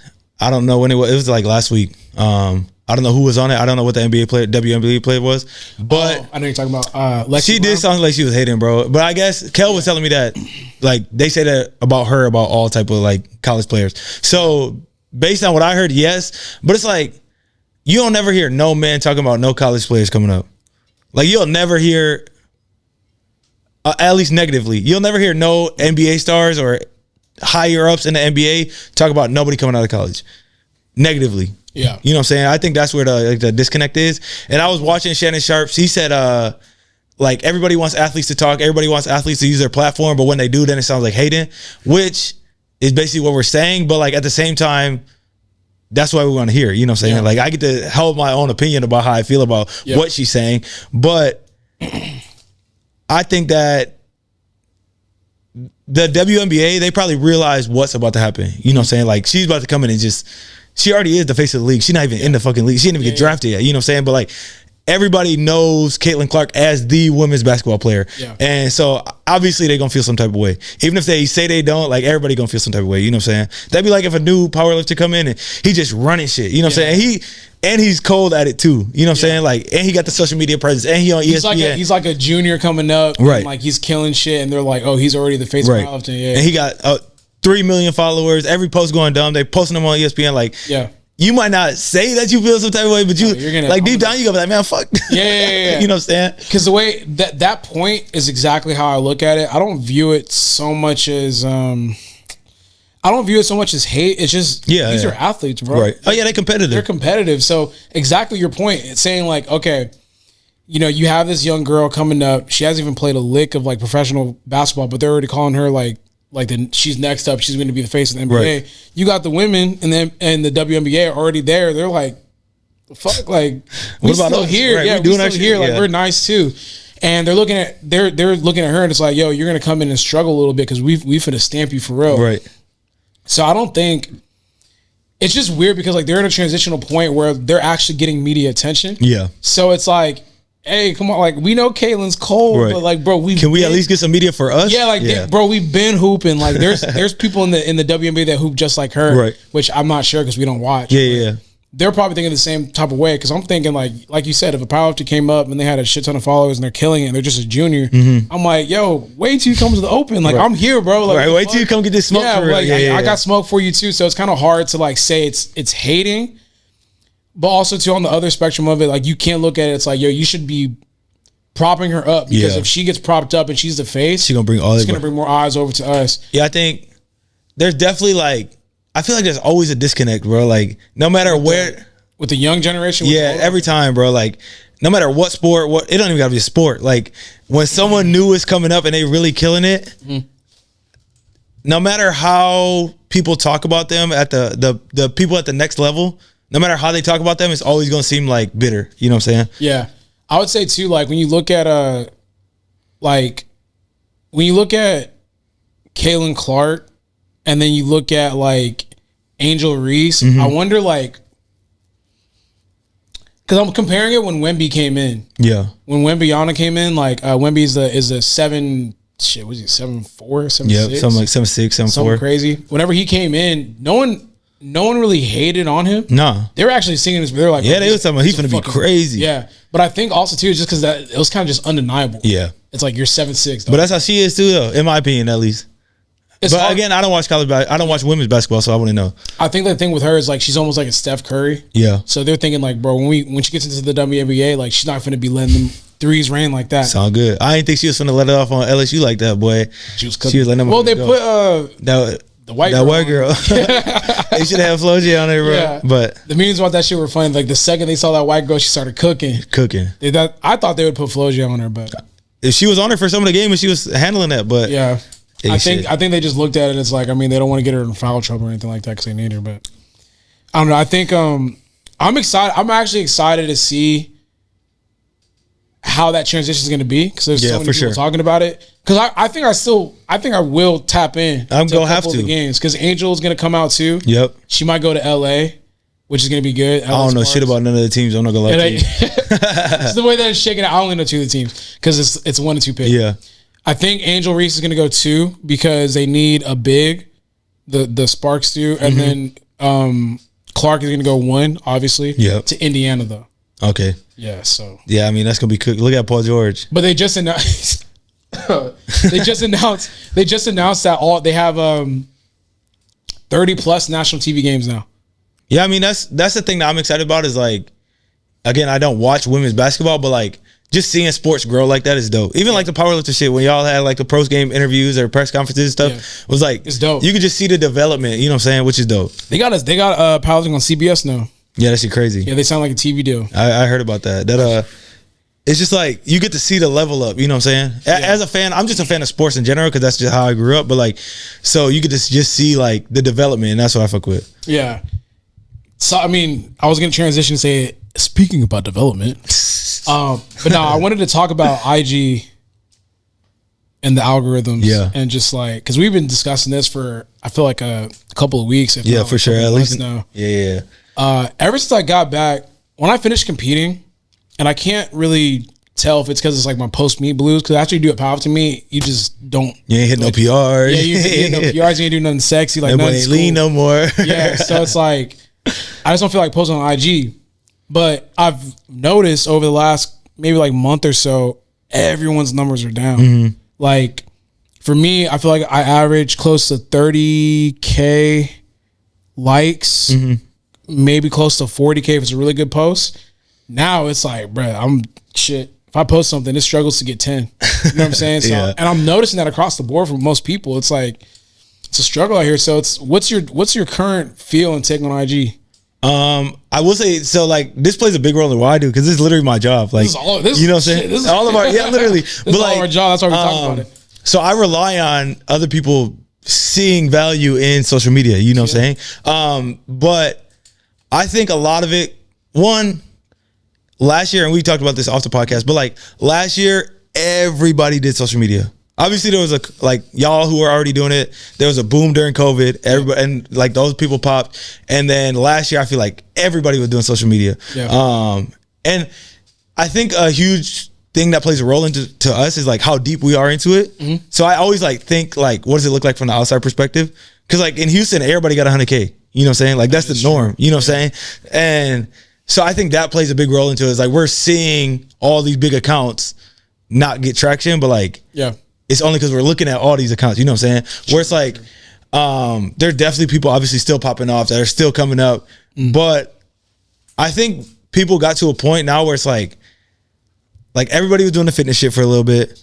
Then everybody wanted to switch out the fitness shit and do some lifestyle shit and get ready with me's or showing me a day in the life. Like all that type of stuff was dope, but like I don't think a lot of people are putting value into the content anymore. Like the actual, and I'm not even talking about like giving free game like or whatever, depth. but like, yeah, put some depth in there and like actually give some effort into the content. I think everybody was just like mass producing. Like I need post today. I'm posting 5, 6, 7 TikToks a day, which to me is like, it's crazy. There's no way you're actually putting like real effort into that content. And then you want to sit there and say, oh, well, my shit only got 100 likes. You know what I'm saying? Like, yeah, bro, you just recorded 8 videos in one day. Like, you know what I've noticed too with social media, like branching off that conversation, if you put like thought, effort into your post, chances are they'll actually like I'm about to record I'm gonna go to Atlanta this weekend. I'm about to record a day in the life, a bunch of different like bodybuilding behind the scenes stuff, and I know it's gonna do well because like I'm showing my work, but it's still like I'm showing the depth of like what I actually do. You know what I'm saying? Rather than just here's 8 pictures from the show that look dope. You know what I'm saying? Yeah. And I found too like, and I've said this with a couple of people that ask like how can you kind of like not manipulate the algorithm but like play into it. It's like, bro, people are tired of seeing your fucking highlight reel, though. Right. Like, if you're just posting pictures just to post pictures. And also, people are tired of hearing you complain about what the fuck you got going on. Exactly, yeah. So, like, be real, bro. Let's say, like, a typical, when I was doing earlier, I sound old as fuck. I retired, boy. Back in, like, 2018, 2019, you could get away with posting a dope-ass picture and having no caption. Yeah, so, like, right now, it's, like, what, 2, 3, almost 4 weeks out from my last meet. I could get away with posting a dope ass picture from the meet from the platform. That shit don't hit no more. No, hell no. Don't hit no more. And I would have to have some motivating ass like caption or like say something behind it where it's like meaningful. But yeah, but now before I. But again, that's putting depth into the I used to be able to post a dope caption and let that shit rock. People put a quote on that bitch. It's good. Yeah, I can't do that shit no more. I think a lot of it too is like. I was a part of it too. Is like everybody, like I said, was just mass producing. So it's like. Nobody was really worried. They were just worried about the next post. Exactly. It wasn't like, oh, how can I make sure that this is the best post for me right now? Like, it was just like, okay, I got to get this shit up so I can get something up tomorrow. You know what I'm saying? Which I've fallen into too. It's like, sometimes I'm like, damn, I haven't posted a minute. I need to post something. Instead of like actually like curating something dope. Like, this is what I want to post. Exactly. What do I need to do that? You know what I'm saying? Yeah. But outside of that though, the algorithms are fucked. Oh yeah, they done. They cooked. I think, yeah, I don't even know it works no more. I ain't gonna lie to you. What's hard to admit as a creator is that I feel like you want your shit to get seen. Oh yeah, of course. Like it's such a weird thing to admit, but it's like when I'm posting, I mean, at least for me, when I'm posting, I'm just posting. Yeah. But then when it doesn't get views, I'm like, what the fuck? I mean, I should have saved this shit. Yeah, like it sounds like posted this shit tomorrow. Yeah, bro. it almost sounds like I'm being a spoiled brat. No facts. It's That's like real. It's almost like I'm not thankful for the platform that I have. But it's like, nah, bro. Like I worked for almost a decade for this following, and I feel like when I post, and I know this shit was hard. Yeah, too. I know. That's the words, bro. Yeah, sometimes I'm like, bro, I know this shit goes, man. Goddamn. But it's like I know my following would like it, but it's like, bro, they're not even seeing it. No, they're not seeing it. So it's like, let's say, so for me, for example, I have over 500,000 followers. You're telling me IG is only going to show, and I spent over half a decade building that following. Yep. You're telling me IG is only going to show like less than 10% of my following. The posts I just posted. Bro, that's crazy. I spent years on this app, like putting in sweat. And I think part of that though, and I don't know shit about the algorithm. Well, I mean I do, but I don't know like the in depth. But I think part of it is there's so much posting going on. Yeah. Whereas like before, it was like at least the Houston people, it seemed like it was like 10 of y'all. Yeah. Now in Houston, it's 40, 1,000 of us. You know what I'm saying? Like, and it's videographers, photographers, athletes, like artists. You know what I'm saying? Like everybody, every aspect of life, everybody's posting content. Realtors, like you gonna see everything on there. Like my For You page is like, it's not. It used to be only photography, bro. Yeah. Like photographers, videographers, behind the scenes, camera stuff. Now it's just everything. Cause I just see so much stuff that like I be sending this reel to him, sending this reel off, and it's just like my algorithm that I see isn't even the stuff that I want to see no more. You know what's crazy? I saw my exact apartment on IG. Yeah. Like your actual unit? My actual unit. Oh shit. Someone goes, before or after you moved in? After, dog. I think the realtor just like just posted it on the day or whatever. No, I'm saying it was recorded before you moved in. Yeah, it was recorded. No. Yeah. I know so. No, someone sent me my fucking apartment, or they sent me like a reel. I'm like, damn, that shit. Hey, bro, this spot look dope. And I was like, well, I mean, there's a unit, like, you know how like I feel like once you kind of live in a couple of apartments, you understand like there's certain build outs. Whatever. It's gonna look the same. It's gonna look the same. And then I was like, I mean, it looks like my shit. And I was like, oh no, that's my view. That's literally my view. That's he paused that motherfucker. I was like, damn. But yeah, I just feel like everything's on social media. But then also too, it's just there's like little tricks of the trade that you can manipulate to like get the most out of what your IG is allowing you. I gave some game to someone and it helped her a lot. But it's just like, why do I have to only post one fucking IG story? Why do I gotta finesse to? Why do I gotta finesse to access? I just noticed that the other day, bro. My story views are so low. So low. Like it's disgusting. I don't even look no more. I'll give some free game right now. So, the best way to put how IG is right now is imagine you spent 8 years accumulating $500,000 into your bank account. And then you go to the bank to withdraw money. It's like, yo, I want 100,000. Ooh, sorry. You only have access to $5,000 right now. right now. And you're just sitting there, you're like I know that money in the bank. I can see it on my phone. I can see it. It's right there. Like you telling me I can only pull $5,000 out right now. Right. You really telling me that? That's what it kind of feels like. That's basically what it is. Yeah. It's like, okay, like the bank is Instagram. You have $500,000 and Instagram is only telling you can only pull out 5,000. That's all you're gonna see. That's all you're gonna see it. But I was gonna get go ahead. No, you got it. I think part of it too is like, again, because there's so much going on, is like people don't support the same way they used to. No, they don't. Hell no, they don't. Motherfuckers used to be sharing, bro. When you used to post, I used to see everybody back in Minnesota reposting your shit. I'm like, y'all, I didn't even know y'all followed him. You know what I'm saying? Like, but now you don't see nobody reposting. Hell no. Comments, like, I think for the most part, like you gotta have like a hard post for people to like really flood the comments. You know what I'm saying? Like you gonna get your people to support you, they'll comment, but like unless it's something crazy, they not commenting, bro. Like the normal people. Do you feel away when your people don't support you? No, I don't really. I would say a lot of the like and then comment and share and all that kind of stuff. No, okay. So I would say I have like two separate sides of my life. Like my brothers and my family and Lydia, like those type of people I know don't live the social media life that we live. So like to me, it's like, oh damn, they just ain't see it. You know what I'm saying? Or like they was just scrolling and they ain't care to see it this time. You know what I'm saying? But like the people who be on social media and the people that I be around, I know you be on your phone. I know damn well you seen this. Yeah. Like, nah, I wouldn't say I feel no type of way, but it's like, all right, bro, I fuck with it. I peep that you don't see that you ain't fucking with it. Yeah, I know. I used to I peep it. Yeah. I just pay attention. It don't bother me. I don't really care. You know what I'm saying? That's the nice thing about me is like my content, is not for anything more than just like post shit that I actually fuck with. Yeah. Like my job is to make sure other people's content is good. Yeah. That's why I just took a whole month off and then reposted, like posted a video. But because my content doesn't drive my success, if you want to call it that, like it helps, and it definitely helps me like get more clients and all that type of stuff, reach more people. But like, as long as my clients are taken care of, I care less about my following. You know what I'm saying? Because I just pay attention for the sake of like, I know who to give energy to on social media, because I'm very big on like, if I fuck with you, like I'll literally be scrolling and let's say like I see Ricketts post. Yeah. I make a point to like it. Oh yeah, most definitely. Instead of just like scrolling by it and like you don't think so, because sometimes I think people just see it and just scroll. Yeah. Like they're like, oh shit, Russell was okay. Right. Scroll.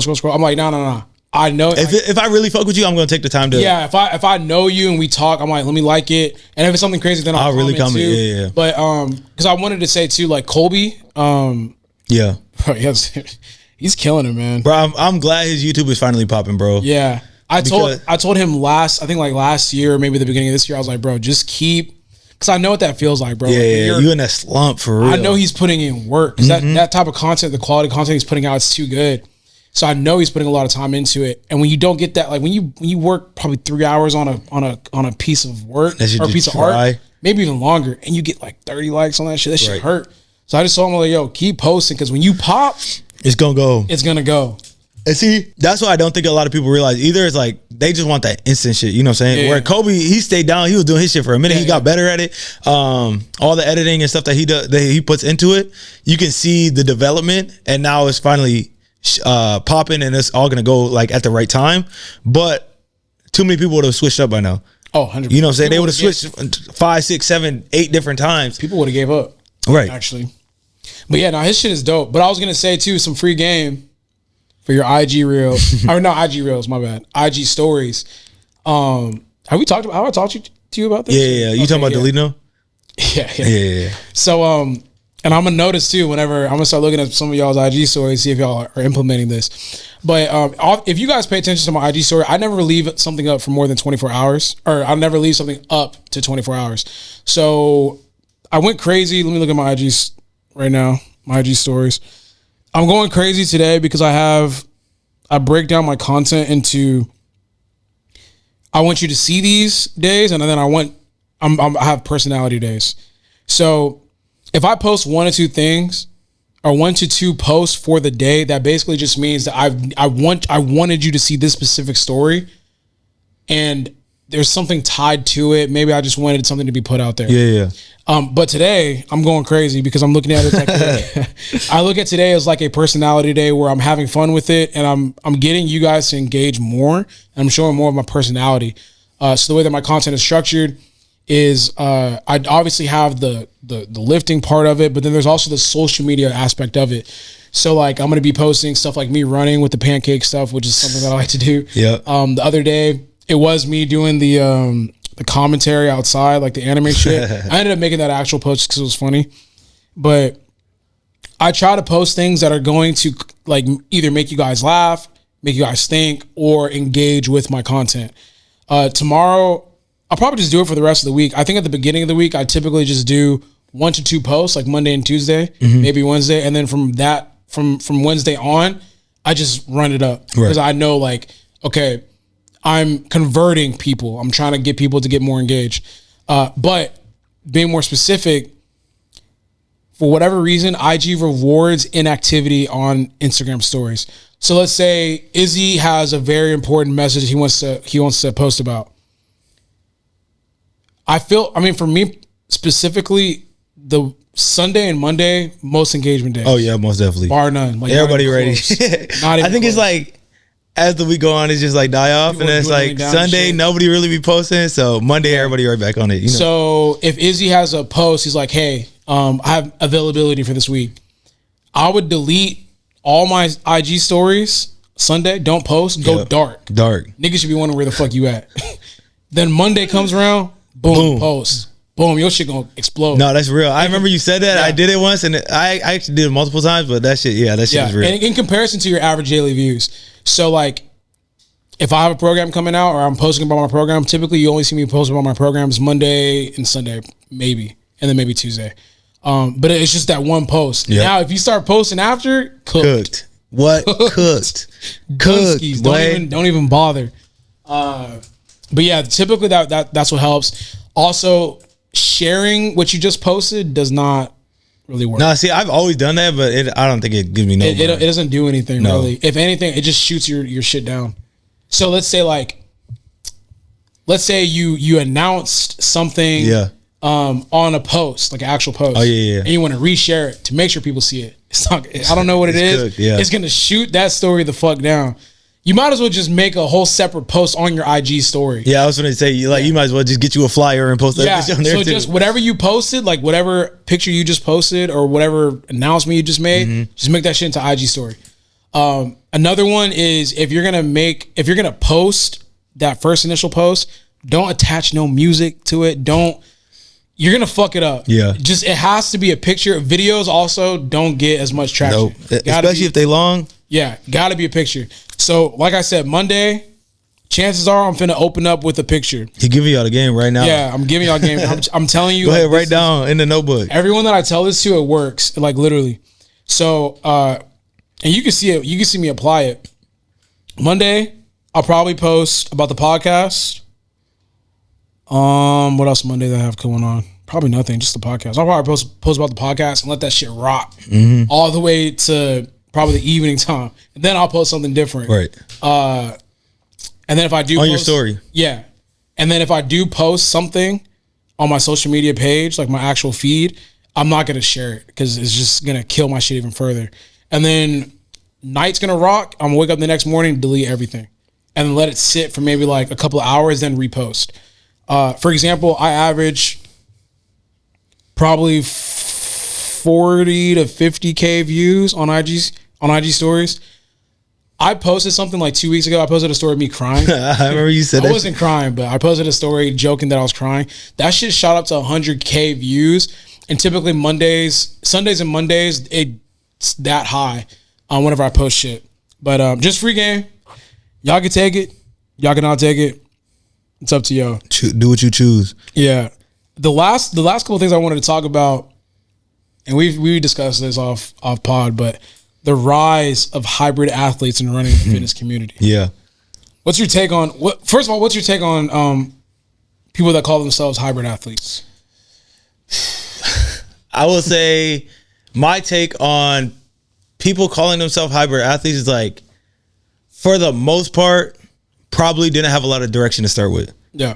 And they just jumped into whatever, a lot of it working out, fitness, training, and they didn't really care to do that, but like that was the thing to do. You know what I'm saying? Like, oh, I need to be in shape. Whatever the reason they started for, they started with being in the gym. You know what I'm saying? So I think a lot of those people are now saying like, oh yeah, I can still work out, I can still be in shape, I can still like make progress, whatever it might be, but like I don't have to be in the gym lifting weights to do that. You know what I'm saying? I can now, maybe I'm running 3 times a week, maybe I'm doing box jumps. And I would say I was even there not that long ago when it was like right before Corrupted was about to close. I was like, I don't really feel like powerlifting no more. Like, what can I do? And I was actually about to go back to like training like an athlete, like box jumps, all that type of stuff. But it was like, that shit cooked, bro. I can't move the same way no more. But so, bro, started feeling your knees. Yeah, I was like, yeah, maybe not, bro. Let me sit my big ass down. But I think a lot of people who are doing that now didn't have the direction of what they wanted to do. Yeah. So they just started working out. But yeah, I don't think there's nothing wrong with it. I definitely think that obviously the more people working out, whatever it might be, like that's obviously a plus.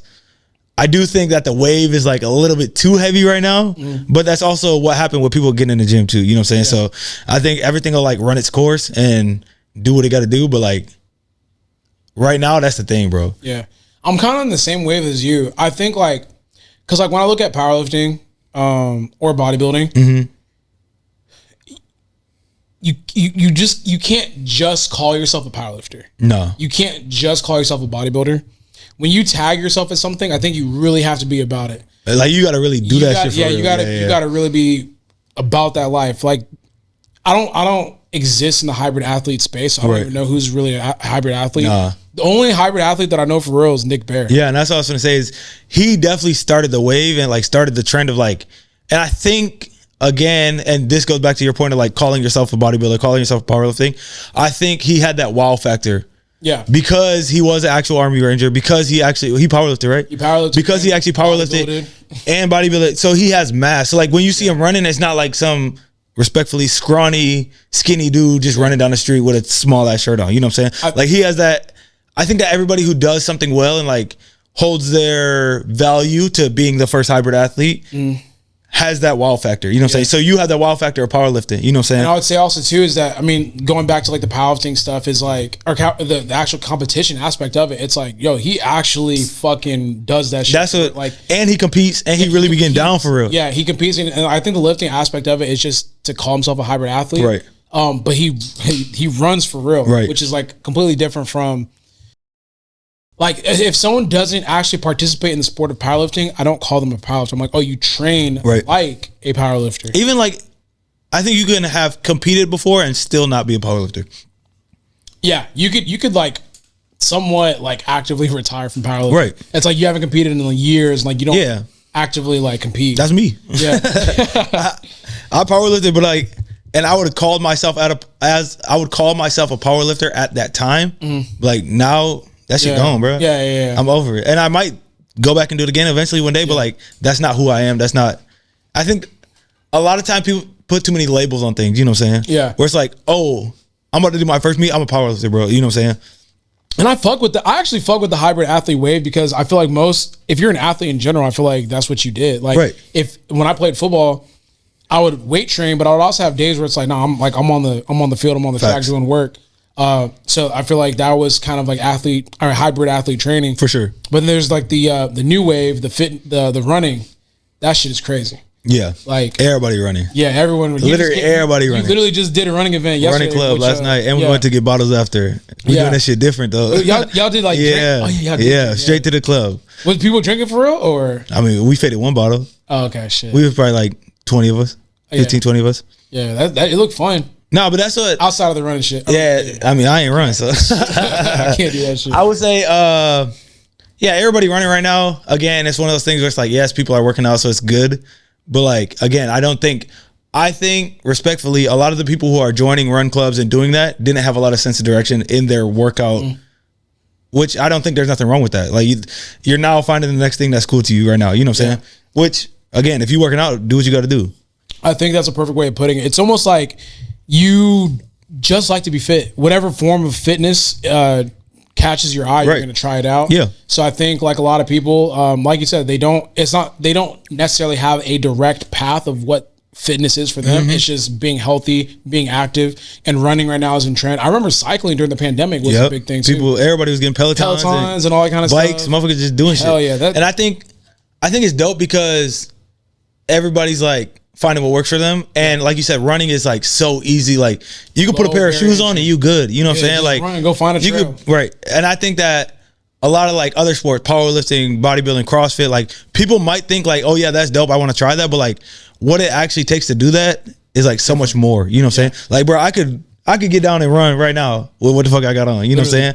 Where it's like, if I want to call myself a bodybuilder, I really got to dedicate myself to the diet. I got to dedicate myself to actually doing a prep. And like, that's going to take me months or years to even like get to the point where people think that I can call myself a bodybuilder. You know what I'm saying? Shit.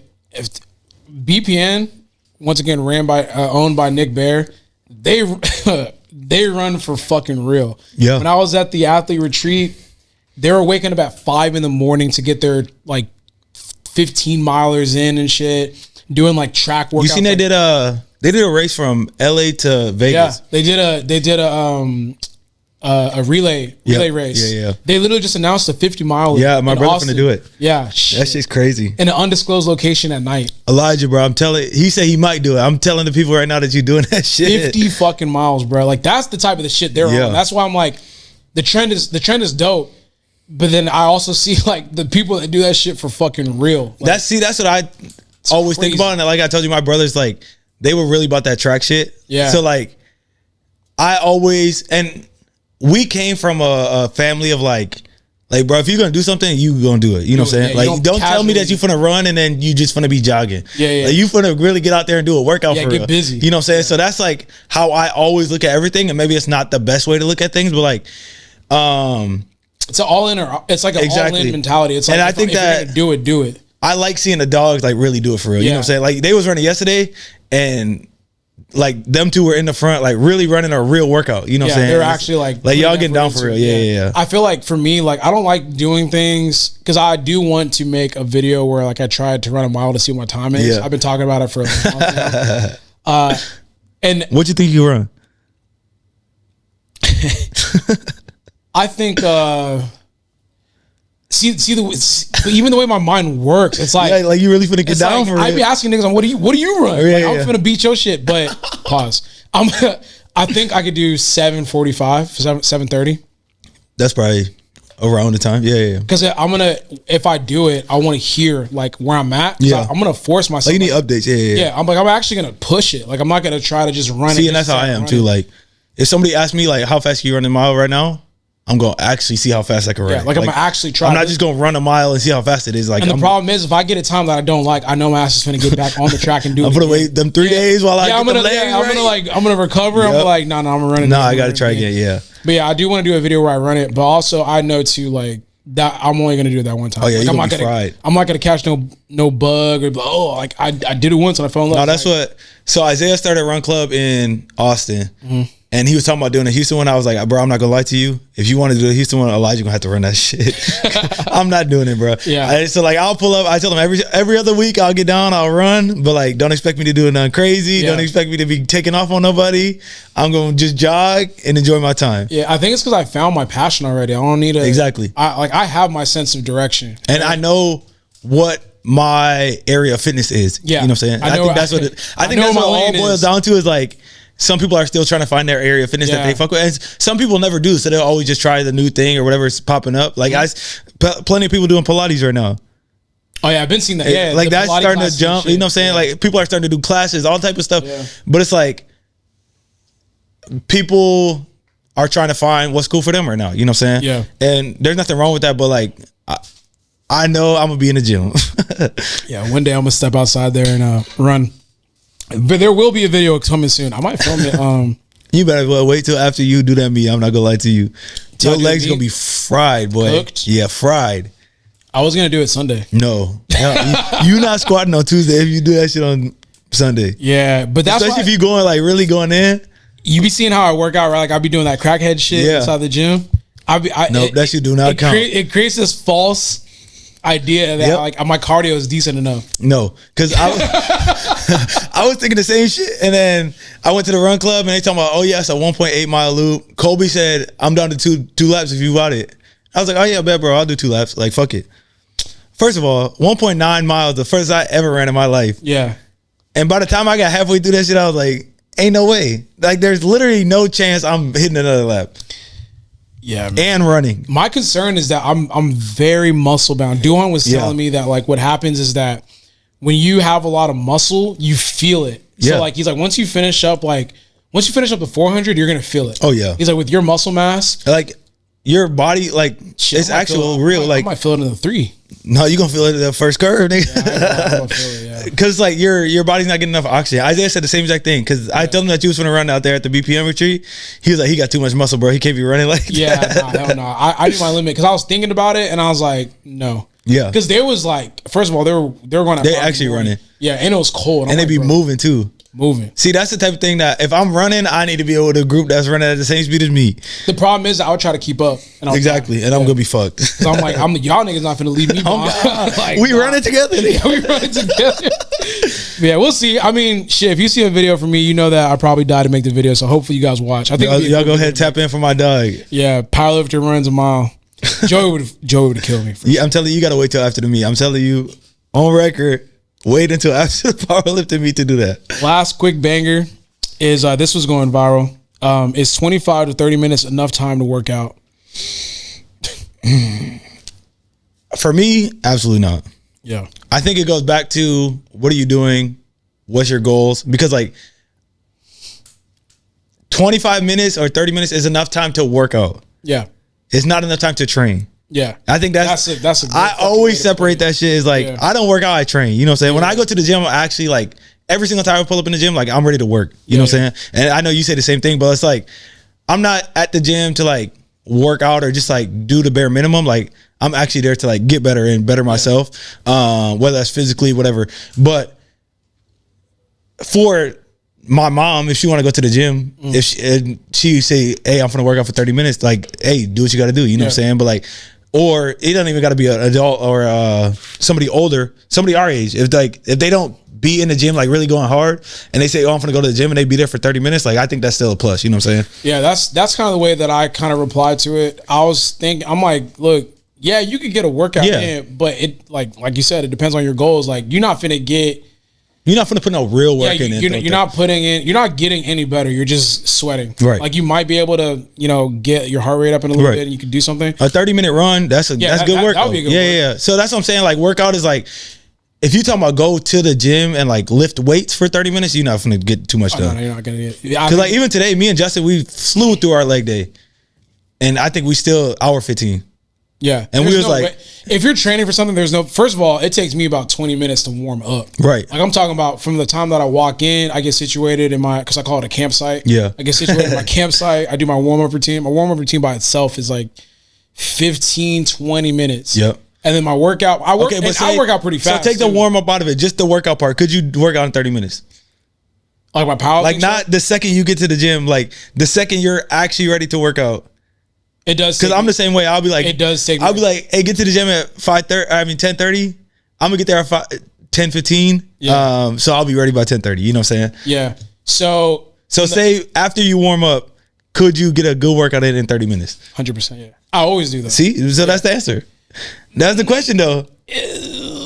But then that's no, because I'm talking about just like one part. Yeah. See, so okay, I got you. Yeah, that's like, just the powerlifter portion. From the way that I personally train. So like, for the people that are listening that have seen me train, I train pretty fast for a powerlifter.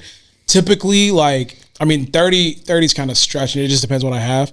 But I can work out in like 20 minutes. Man, them powerlifters be taking their time though. Yeah. But I'm a sicko though, because I'll go to the gym and like. When did I do this? Probably yesterday. I came to the gym and I saw someone working out and I looked at them training and I was like, I'm going to finish before them today. But that's because I just did. Not that I didn't feel like training, but I just needed something to motivate me to kind of get competitive. Yeah. So I'm like, okay. I could tell he's like in his working sets. I'm going to finish before him. And I literally did my warm up, worked out, trained, and finished before him and started my whole bodybuilding section. Poor guy doesn't even fucking. He didn't even know you over there looking at him. He's minding his goddamn business. Like damn, he over there moving fast as fuck. Yeah. Oh, like today, my deadlift session. Yeah. I finished in probably 40 minutes, 30 minutes, 35 to 40 minutes. But then I did a whole bodybuilding part that took another like 30, 40 minutes. So I was like almost a 2-hour training. So do you think people could have a good workout, not training, just workout in 30 minutes? Yeah. I do. Like your mom went to the gym. She was like, "Oh yeah, I was at the gym for 30 minutes today." Yeah, my mom was always at the gym. Exactly. Yeah, she gets a good work. All right, bet you put some good work in. Yeah, you put some good work in. Yeah, I fuck with it. I'm glad you went. You know what I'm saying? You could have been there for 10 minutes and get on the Stairmaster. Yeah, but when you're actually training and forcibly trying to get something better, I think that's like not the problem, but the way that we look at things is like what we do. You know what I'm saying? I mean, obviously everybody's that way, but I would actually encourage people to go to the gym. 25 minutes is kind of crazy. I'd say 25 minutes. I'd say 30 to 45. Yeah. Is after you done filled up your water, you done put your shoes on, put your bag in the locker. Yeah. You take all the bullshit out of it. Got your Gatorade from the front. Now start your 30 minutes. Talk to your homie for about like 20 minutes because you know how that should be. But I mean, damn near changed my idea on the whole thing. I almost say you can get a good workout in 30 minutes. Do you have any closing remarks because I'm gonna try like by the time we get like maybe another 2 episodes in. I want to actually build out like things for the video though, and like like the little graphics, sounds, and graphics or whatever. So I'm gonna have someone. I've been fucking with those, yeah. But I want to start having segments on here where I already have some ideas of some segments, but I want to start putting segments in here so you guys know exactly what to expect. So you look forward to every single podcast where it's like, oh, I want to hear like what's this portion, this portion this week or whatever. But any closing remarks or things that have been motivating you this week for people to commentate? I would say I'm just at a point where it's like I don't have to force everything. Like everything that's meant for me, like will happen. You know what I'm saying? Like I know Nipsey said this one quote, and he was like, every dollar that I'm owed, that's all I want. Nothing more, nothing less. Like, I don't want a dollar more. I don't want a penny less. Yeah. Just give me exactly what I'm owed for the work that I did. Like, and that's it. You know what I'm saying? Like, and I feel like that's really like exactly where I'm at right now. Like, I'm not overreaching for the things that I want to happen. I'm not dwelling on the things that didn't happen. It's just like everything that's supposed to be happening, everything that's supposed to be going good for me or going bad for me, whatever it is, like, that's just what it is. You know what I'm saying? Yeah. And just whether that's financially, whether that's work, whether that's in my relationship, like, just take everything at base level. And I think it's been really good because I just been like super even kill. Yeah. You know what I'm saying? Like, everything is just level. Yeah. It's like we sitting in traffic and my girl was Lydia was all mad, and I was like, I ain't gonna lie to you, I don't know the last time I got mad about traffic.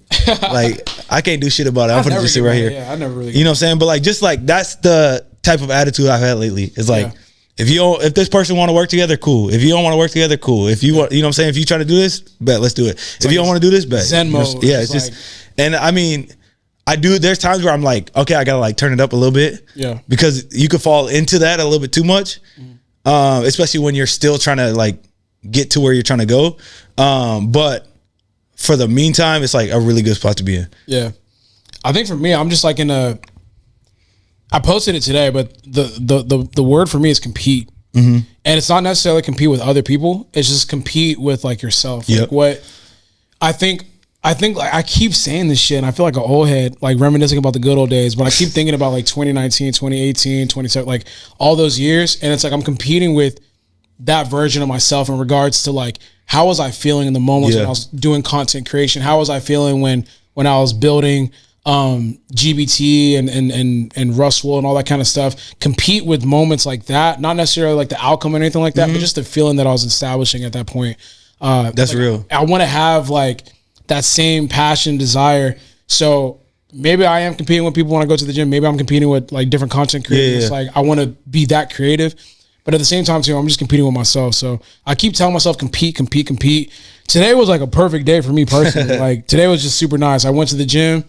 You know, I got a lot of work done. Like after I finished the gym, I posted something that I was decently proud of, I guess, in a sense. Yeah. And then obviously doing the podcast too. And then I was finna say something. I'm finna enjoy the night. Yeah, I'm finna enjoy my evening. I'm finna eat some food and just I'm finna be alone. What the fuck? I'm finna just eat some food and go to sleep. Like I was gonna catch up on something. Maybe it was like a podcast episode or whatever. But yeah, I'm just chilling. I think going back to what you're saying is like a lot of that comes down to like where, and maybe this is not true for you, but like what I took it as like you're competing with like what your best version of yourself was at that time. I'm trying to force myself to be the best version of myself. Because I feel the same way that, again, when I fall in those slumps, I'm like, think about that same kid that moved to Houston with none of the shit that I currently have, that wanted every opportunity that I currently have. Yeah. Like, bro, let's get back to working like that. You know what I'm saying? Like, let's get back to staying up till 4 a.m. You know what it is? You got to get that fear, because one of the things that I've tackled for the past, I think like 3 years, is do something that's going to scare yourself this year. Like for me, you can't get comfortable. Yeah, for me, for 2 years in a row, it was number one, started working with people, which was Duhan back in like 2018-ish. 2019, it was like build a gym, which was fucking scary. So I did that. And then 2020, I mean, I was still building the gym, but like it got slowed down, was building a team, which scared the fuck out of me. And then 2021, like it was like everything steps up. And 2022 is supposed to be something that I'm not going to mention because I'm probably going to do it in 2024 or 2025. Sorry. But yeah, now it's like, okay, nigga, like you don't got like all that shit. What are you going to scare yourself with this year? Like, like what we going to do? Yeah. Quarter two, what we finna do? What we finna do to scare yourself. So, you know, just finding that and just competing with myself, but just find a way to compete. Yep. Yeah. I will say, based on that, are you big? This is the last thing out before we finish. Are you big on self-talk? Self-talk? Talk. Yeah. Like, that's all I do. That's all I do to myself. That's literally I think a lot of successful people are. Yeah. It seems like, at least. You got to talk. I mean, like. And I mean, we grew up as athletes. So I think, I will say I think that a lot of high level athletes talk to themselves like that. I feel like, you don't got to, I think just people, like, I talk shit to myself. Like, I talk a lot to myself, actually. Like, when I'm by myself, which is like 99% of the time, I'm talking to myself. It's like, something like, okay, I'm going to the gym. All right, have a good fucking attitude at the gym today. Oh, this is what you doing? Like, why we acting like a bitch? Yeah, right like now? you literally being a bitch right now, dog. Like you talk all that hot shit. Now this is what you doing. This is the effort you got. Yeah. Or like, simple business stuff. It's like, yo, send in the W-9. Like, bro, like take a picture of this voided check. Make sure you go to the bank. Like, do X, Y, and Z. It's like, I'm constantly talking to myself. Yeah. I'm like, yo, this person would have been had this done. Right. You over here bullshitting. It's like, what the fuck? Like, and you call yourself this. Like, all right. So I'm always talking to myself, and I'll encourage myself too, which is rare. But at the same time too, I'm like, yo, be on your shit. Yeah. Like right now, I wanna order some bullshit food. I had to stop at the Snap Kitchen on the way up here, bro. I might do it because my prep don't start until Monday. So shit, I respect it. Enjoy it while you can. Yeah, I might fuck some shit up, but yeah, no, I think self talk is important, but Most definitely. that was a solid podcast. Do you know That shit was tough. how long? It was probably like 2 hours, Hour 50? hour 50. Yeah, Yep. I think we started like around 6:40 or so. I was like probably like getting close to there, but Yeah. solid ass episode. Like I said, we're gonna be doing these one offs, and then we're gonna keep it building and expanding. I think one of the things that I want to tackle harder in Q2 is being a lot more aggressive with the podcast. I keep saying that, but I'm gonna keep saying it on wax. I'm with it. Yeah, like, I'm gonna keep saying it on wax. Like I'm gonna start driving the niggas. Like Let's pull up. we've kind of like maxed out the Houston area. We talked about going to Austin. We talking about going to Dallas. Yeah, Come on, let's do literally it. like Austin and Dallas. I think Dallas probably first, then Austin. Yeah. We could fade like 4 or 5 episodes too. And shit, Nick is back at HQ. He back. Shit, Nick, I'll pull up on you. Give us Say a the quick word. little hour 20. That's in my contract. But anyways, thank you guys so much for tuning in to episode number 32 of the Better Take podcast. I'm your host Russ. That was Izzy. Catch you guys in the next one. Peace.